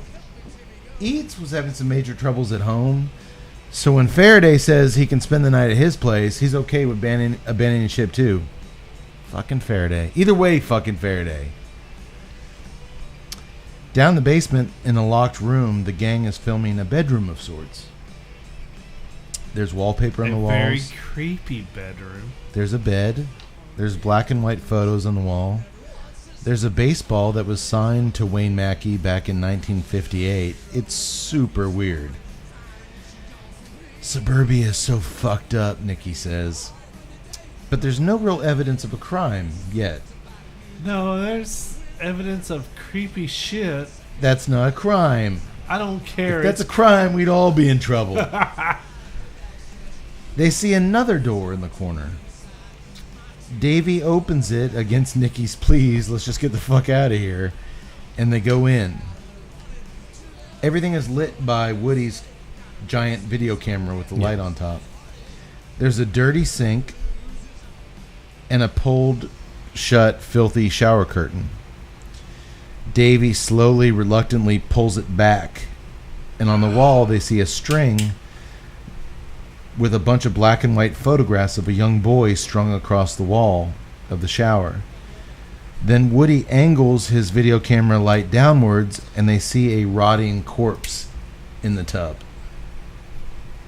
Tut, the vision on all the marketing materials of the rotting skeleton. All right, we now know our killer. And then they hear a whimpering from the corner, and it's the young kid with the backpack who left his tutor at 1 a.m. the other night. We turn it. That was weeks ago. Yeah, this kid's been down there for weeks. He barely can whisper, "Help me." All right, I'm sorry. if it wasn't the 80s, if it wasn't the relationship with the young girl and Davey, this scene had to sell the filmmakers on making this fucking movie. Yeah. As horror filmmakers, as genre filmmakers, as visual genre filmmakers, this fucking scene from when they enter that creepy bedroom to where they go into this other room. Full blown creep. Man, I've seen it all, and this scene gave me the willies. Yeah. It was awesome. And I love just the simple 2 words, "Help me." It's awesome. Powerful. And he looks like shit. Yes. He's Emaciated. Emancipated. No, not emancipated. Emaciated. That's where he only eats potatoes, right? Yes. No, that's emancipated. Emancipated is where he divorces his parents and only eats potatoes.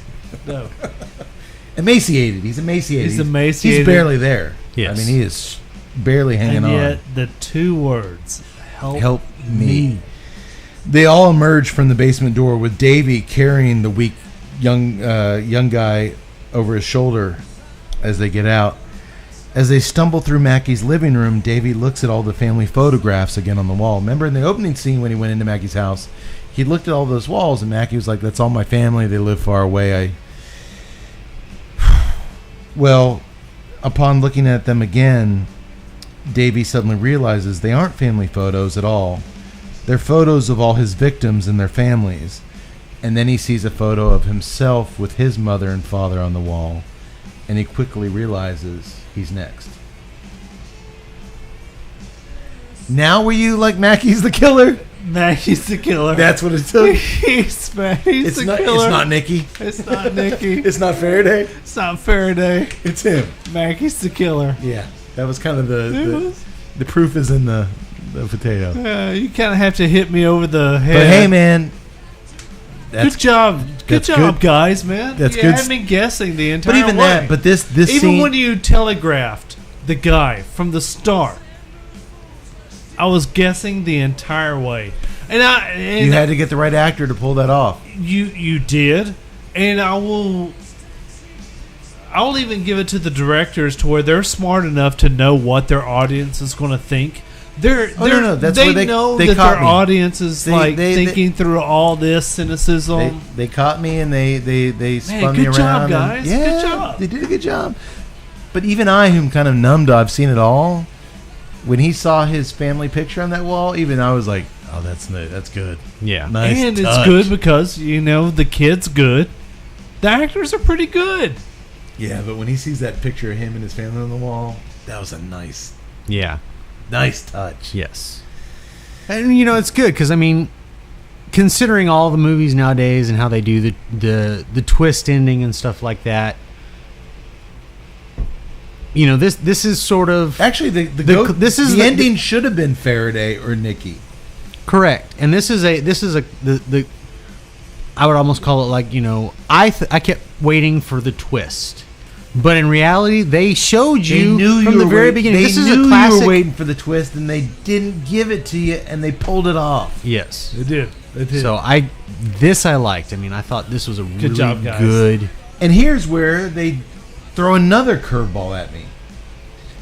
You expect Mackie to step in that front door right as they're about to leave. Any other movie, as he's dragging that kid out, Mackie in his police uniform, they'd open that door. Final confrontation. Nope.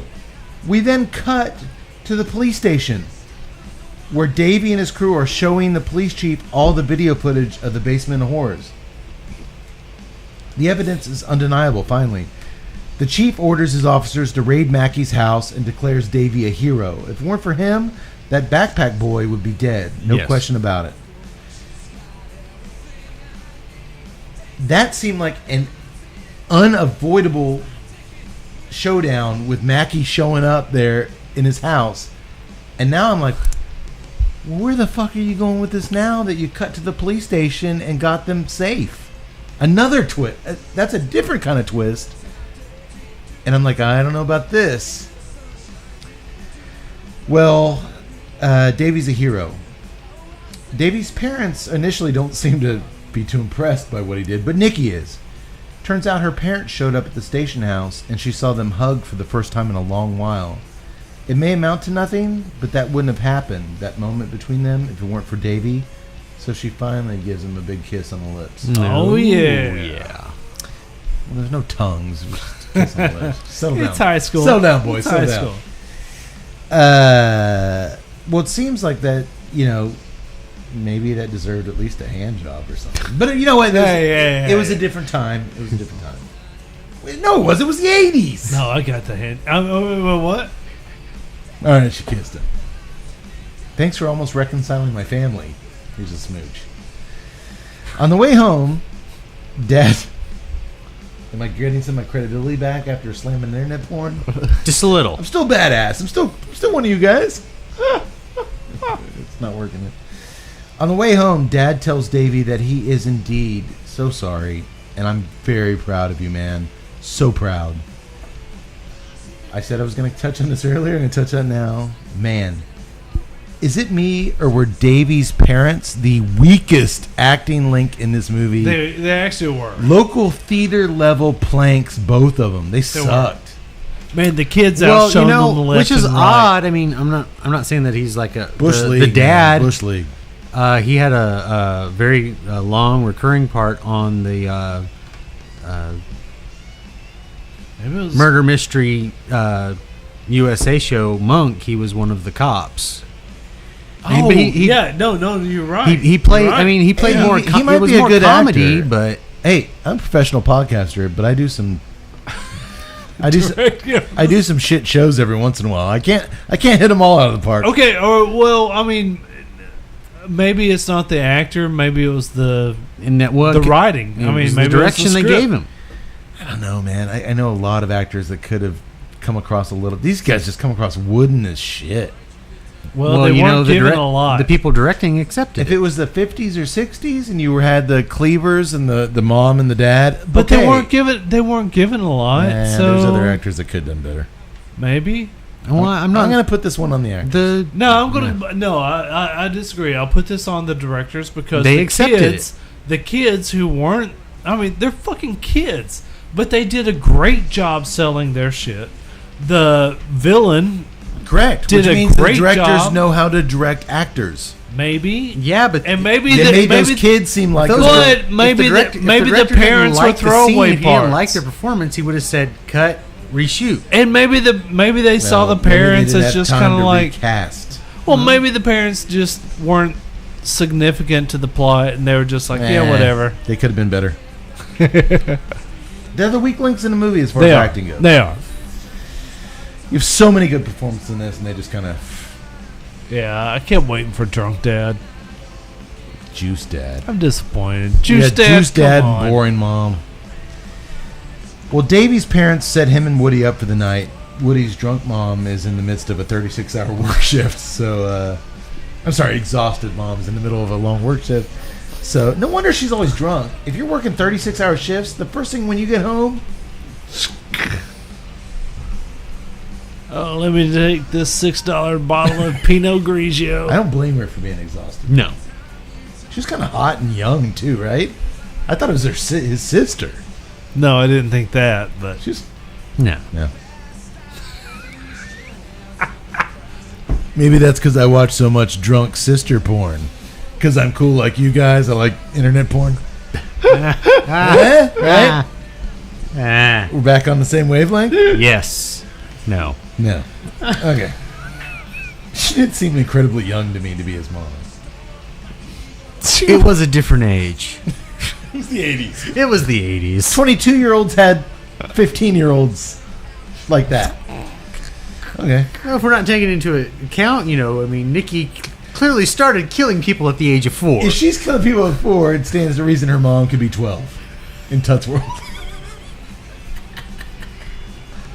So, you got something on your mind, I can tell.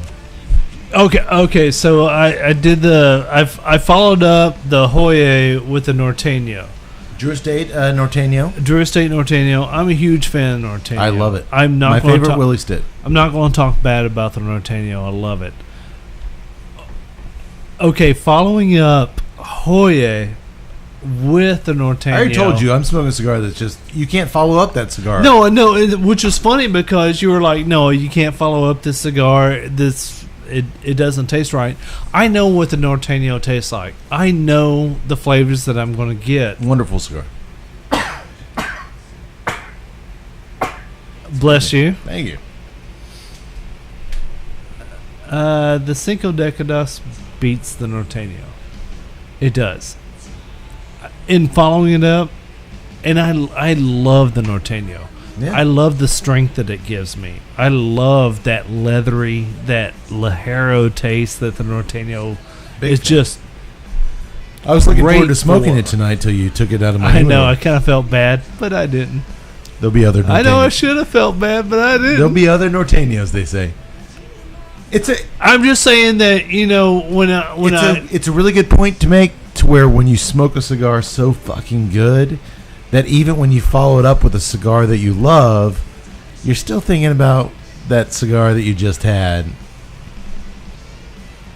I Is that think where you're going here?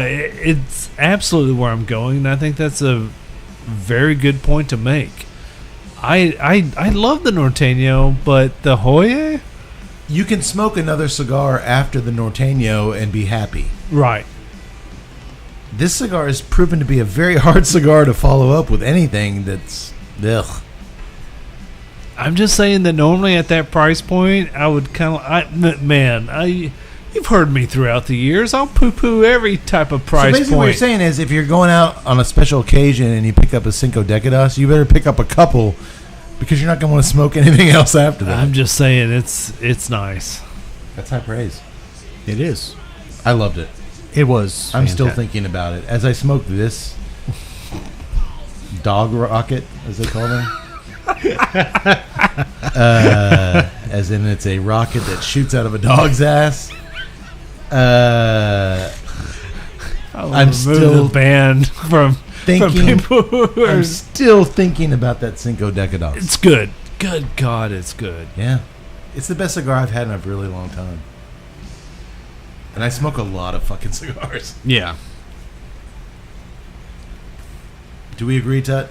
I don't know what the numbers are going to be on my review because I let you do the math. I'm not good at it, but Yeah. I think they're going to be pretty good. I don't fake news it. I don't fudge your numbers. I give it to you straight. But I have a feeling, man.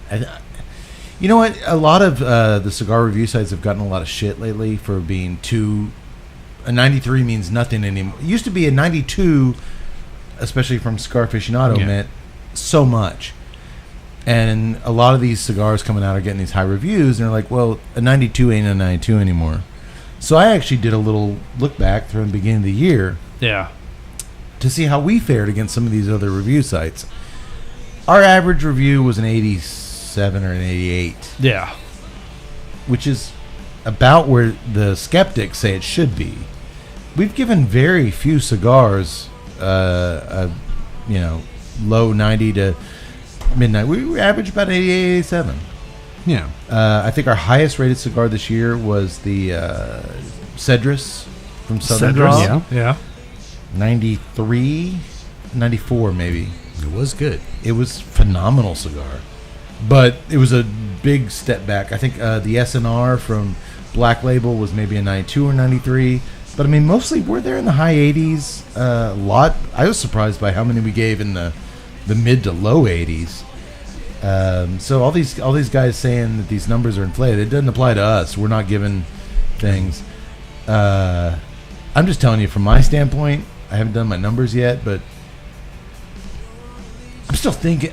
I'm talking to you guys about the movie, and I'm talking about the beer, and I'm thinking about that cigar. Yeah, no, this. I loved it. I want to smoke another one as soon as humanly possible, and I can't, and it's frustrating.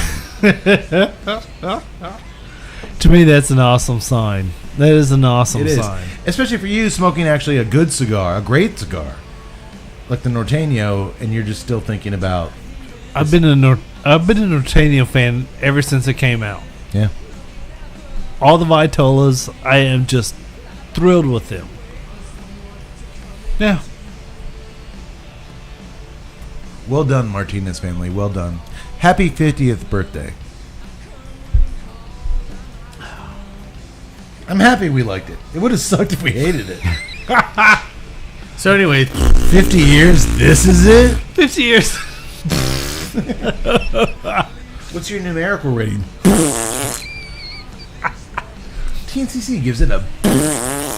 can we get the little soundboard? Oh, yeah. You have to.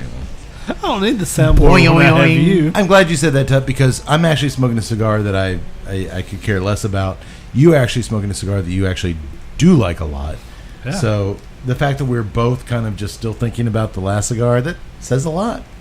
We should have a rating on our scale on that, like still thinking about this after other cigars. But that gets complicated. All right. Well, Woody and Davey are tucked into bed for the night. Mom and Dad have assured them they're safe now. There's an APB out for Mackie. It's over. I'm sorry. Whenever the adults assure you that you're safe, you're not. That's parental issues. And here's my thing. Like, after something like this just happened, whenever your mom holds you in her arms and says you're safe, you're not. You're not, kid. I don't have the time or the energy to get into this guy's head. I'm sorry, but You have a psychology degree. After something like this happens, this is the scene where I would see everybody next, and everybody in the house is sleeping in the living room. Yes. with guns. with guns. No, you're absolutely right. Dad is this is standing at the No, window. but no, Hey, we're still but in no, our this is- suburban cul-de-sac. Let's open the windows. It's a nice breeze out tonight. no, sir. Dad But this is Dad is the standing at the classic- window like Arnold in T2, just scanning everything with the gun. Like, I realized then he was the perfect father. No, this guy's out cold. He drinks his apple juice and just conks juice But down no, his out. but no, this is the classic '80s trope. Everything's fine. We acknowledged the killer, and even in my head, Drop the knife. It's over. okay, you haven't Okay, caught the at the guy. same time- you would think the cops would be like, "Oh, we got to put a protective detail on this house exactly, because this guy might come back for revenge." exactly because I'm like, He's not wait, coming around here. No, the difference. He's miles away from here. The How difference. many miles? The difference is that in other movies, when the knife drops, you've got the killer. In this movie, there ain't no killer been caught yet. Yeah, it is a weird thing for the parents just to conk out. Oh, it's fine. You know what? Pour another thing of grape juice and just call it a night. Now, drunk dad, that would make sense. Drunk Dad would totally make sense. No, drunk dad would still be awake drinking. Like, I can't let this shit go down anymore. I got my shotgun. I got my bourbon. No, Drunk Dad. It would have been an awesome scene where Dad, killer drunk dad comes wouldn't in have fallen and asleep until 4 or 5 bourbon- o'clock in the morning after 2 bottles. Sipping that whiskey, thinking it was under my nose the whole A time. huge misstep not bringing a drunk dad into this thing. agreed. Nobody appreciates drunk dads like Tuesday night. I mean, it would have been different if, Nikki's, I know, I am a drunk dad. Nikki's dad showed up and he was drunk dad. Like, I saw my parents and they hugged. Well, just before my dad finished off a 5th, but then they hugged. Well, it's safe now. The parents have declared it safe, so the kids, because they're your parents, think it's safe, so they go to sleep. Is it safe, Yaks? Fuck no. Of course not. Later that night at 12:15 to be exact, we see a clock.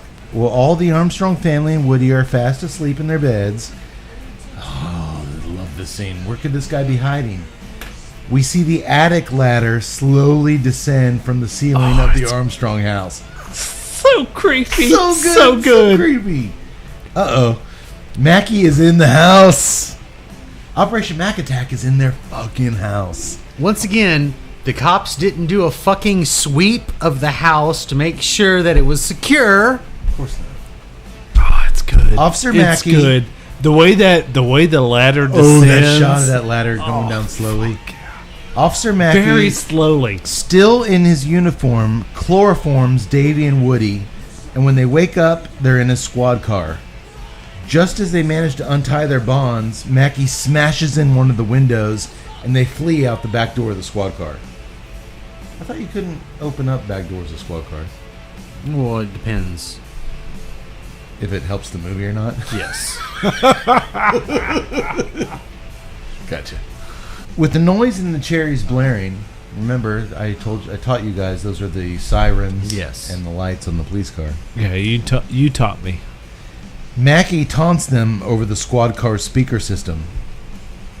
He's yelling at them, and then he pursues them on foot. They're deep in the woods at this point. He drove them out in the middle of the woods. They quickly realize they're on Tidal Island, and if they keep running in a certain direction, they're bound to find a road. But that shit ain't as easy as it seems, as Woody soon stumbles down straight into a body pit full of, wait for it, bodies.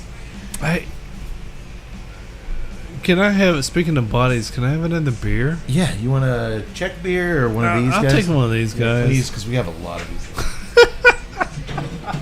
There's no way these will. I'm just saying at this point. Imagine that, a body pit full of bodies. Huh.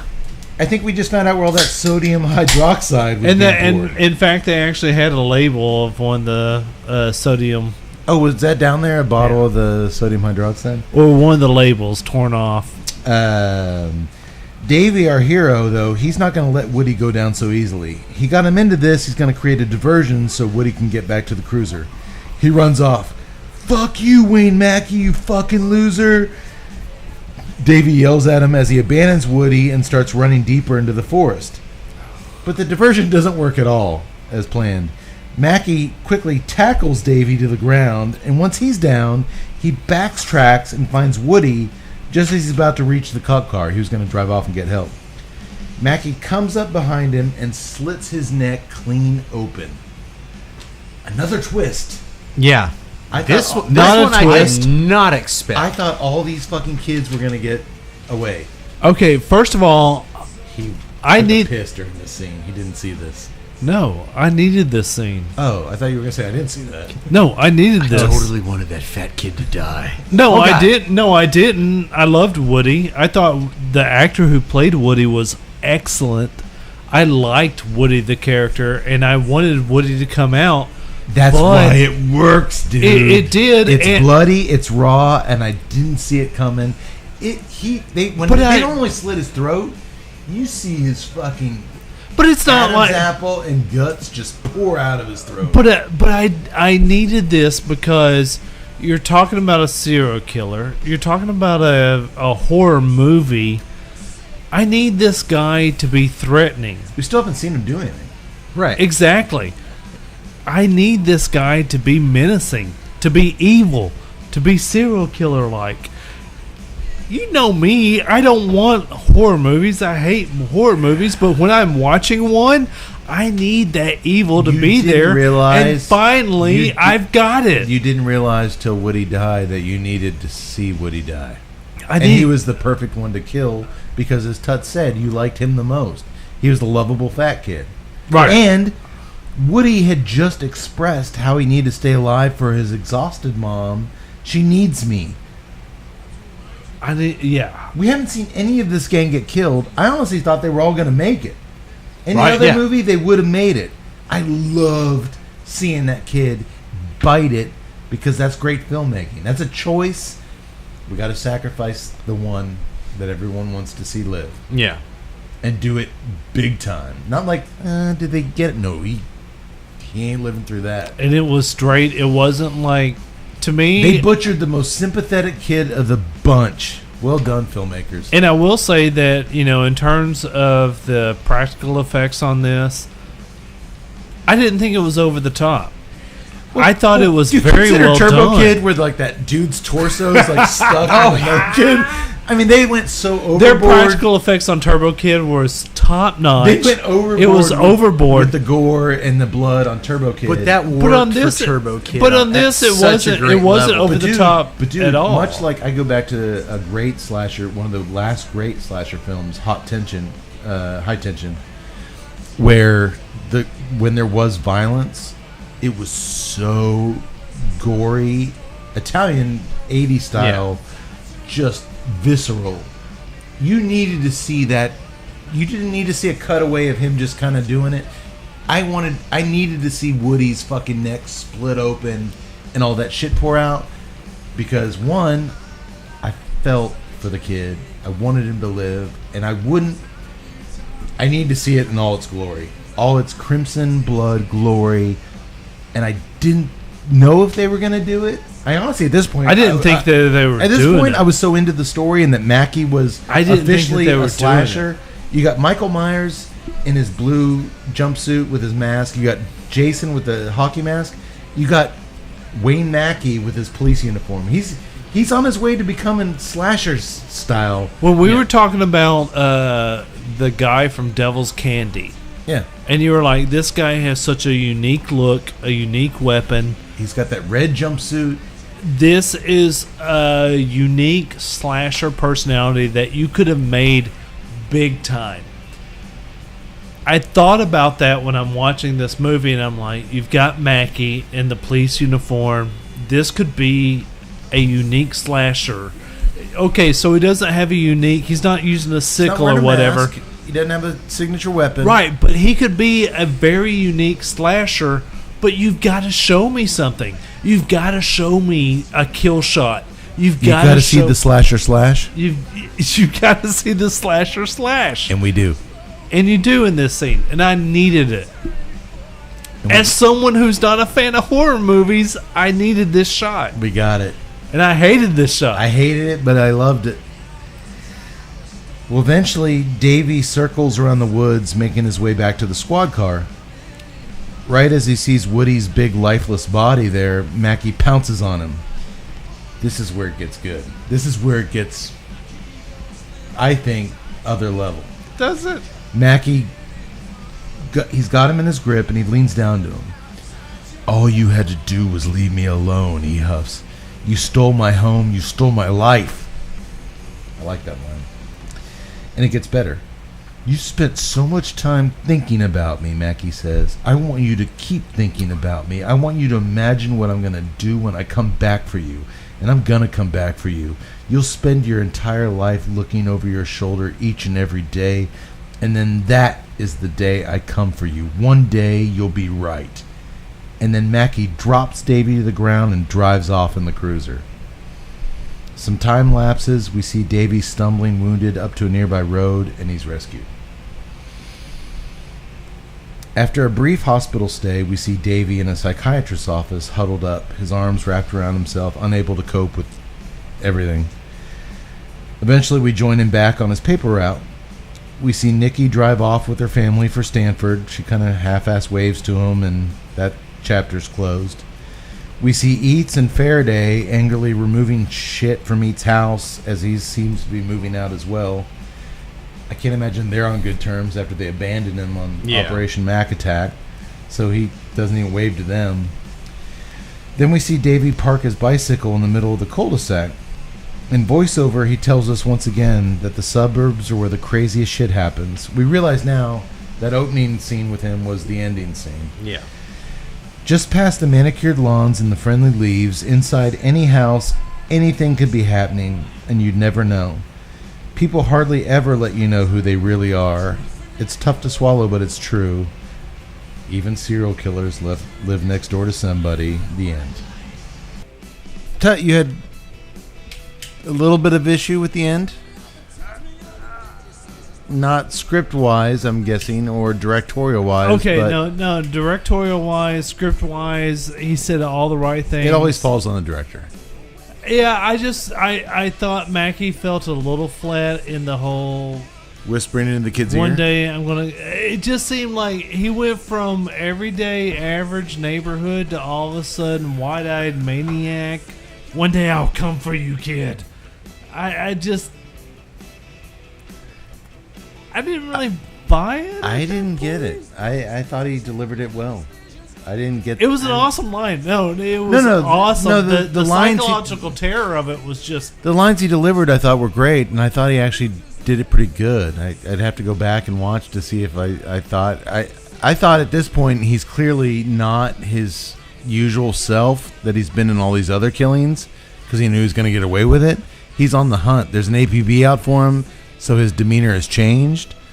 I thought maybe that was reflected in how he whispered into Davy's ear, but it didn't bother me. It could be. I just, for some reason, I thought it was a little bit over the top. All right. Well, that's on the directors to catch it and say, no, you need to adjust and do this way. I mean, you got a guy who's like so everyday neighbor, and then all of a sudden he's not. I took it as his... It could be. He's just unhinged at that point. He's completely unhinged. He's on the loose. He's a wild animal at this point. They know who he is. They know his name. They're hunting him, and that neighborly facade he put on is gone. It serves him no purpose anymore. He shed that skin. Now this is the true him, and that's it. No, you make a good point on that. That's his true personality. Is this over the top kind of?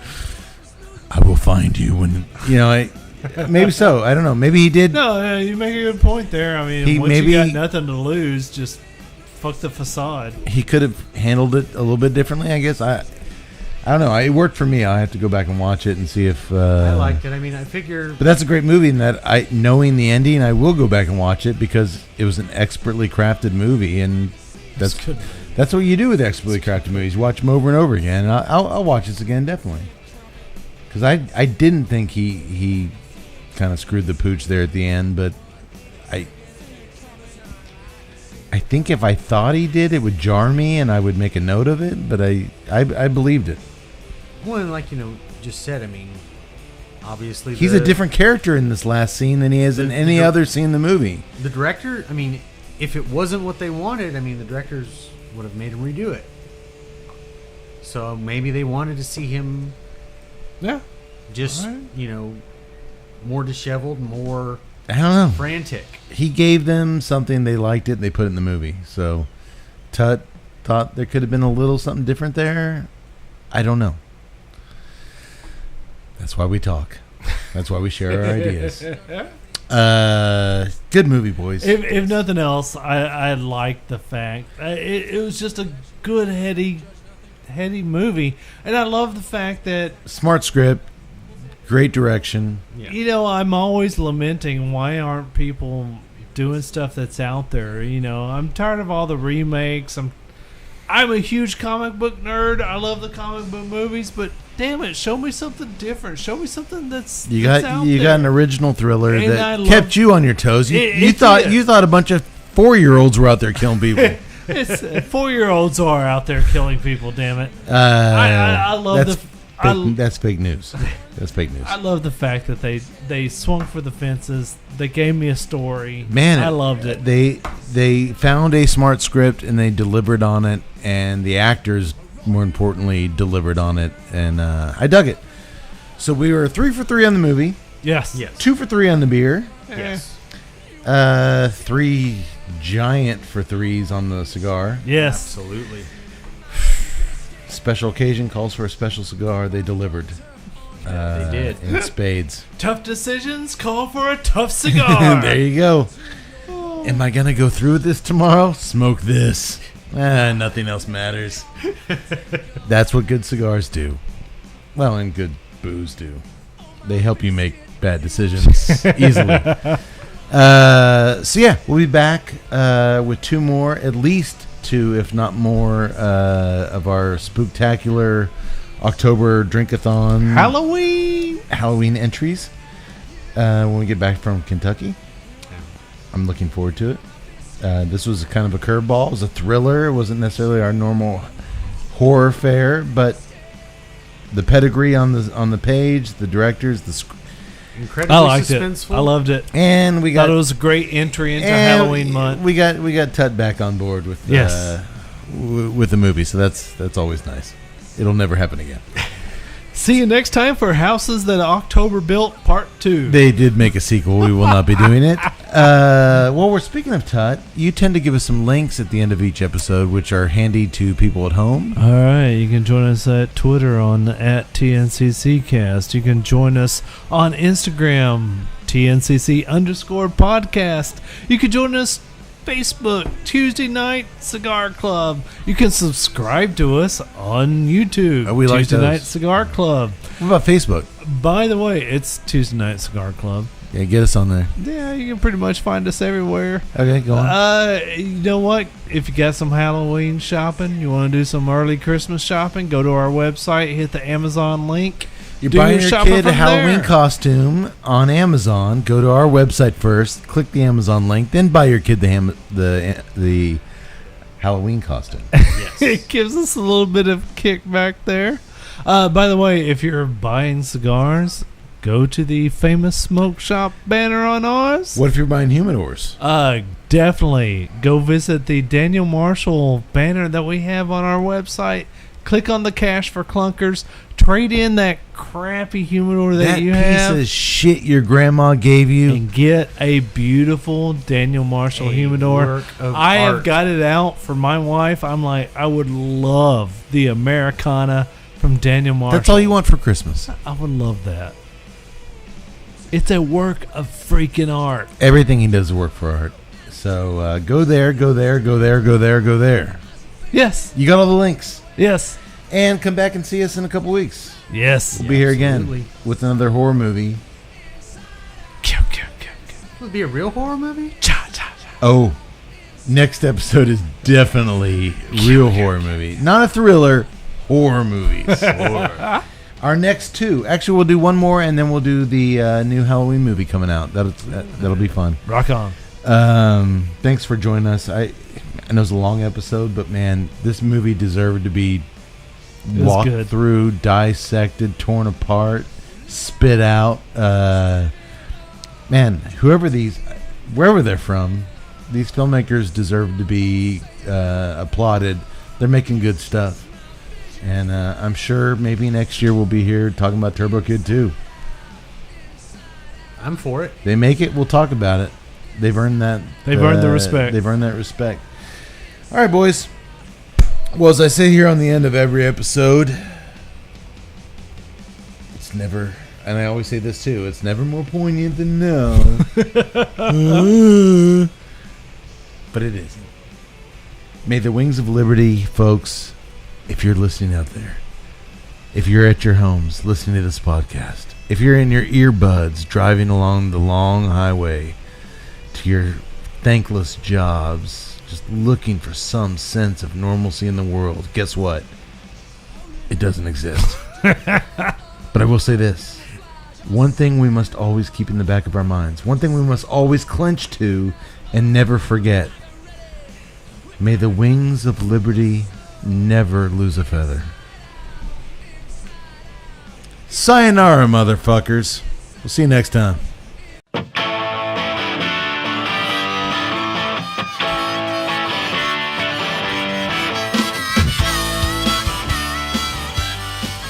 To learn more about the cigars and other libations enjoyed on tonight's episode, you can visit HoyaCigars.com and AVBC.com. For more on O'Brien's Irish Pub, the live music leader in Central Texas, please visit o'brienstemple.com and download their free smartphone app, where you'll find full beer listings including over 40 on tap, menu information, and a calendar of upcoming live events. To listen and purchase music heard on tonight's program, check out www.fritzbeermusic.com. Thank you for listening to the Tuesday Night Cigar Club podcast. This is Keith A. Howell saying until next time, friends, unless we see you sooner at the pub. So keep it smoky, and for God's sake, keep it ballsy as well.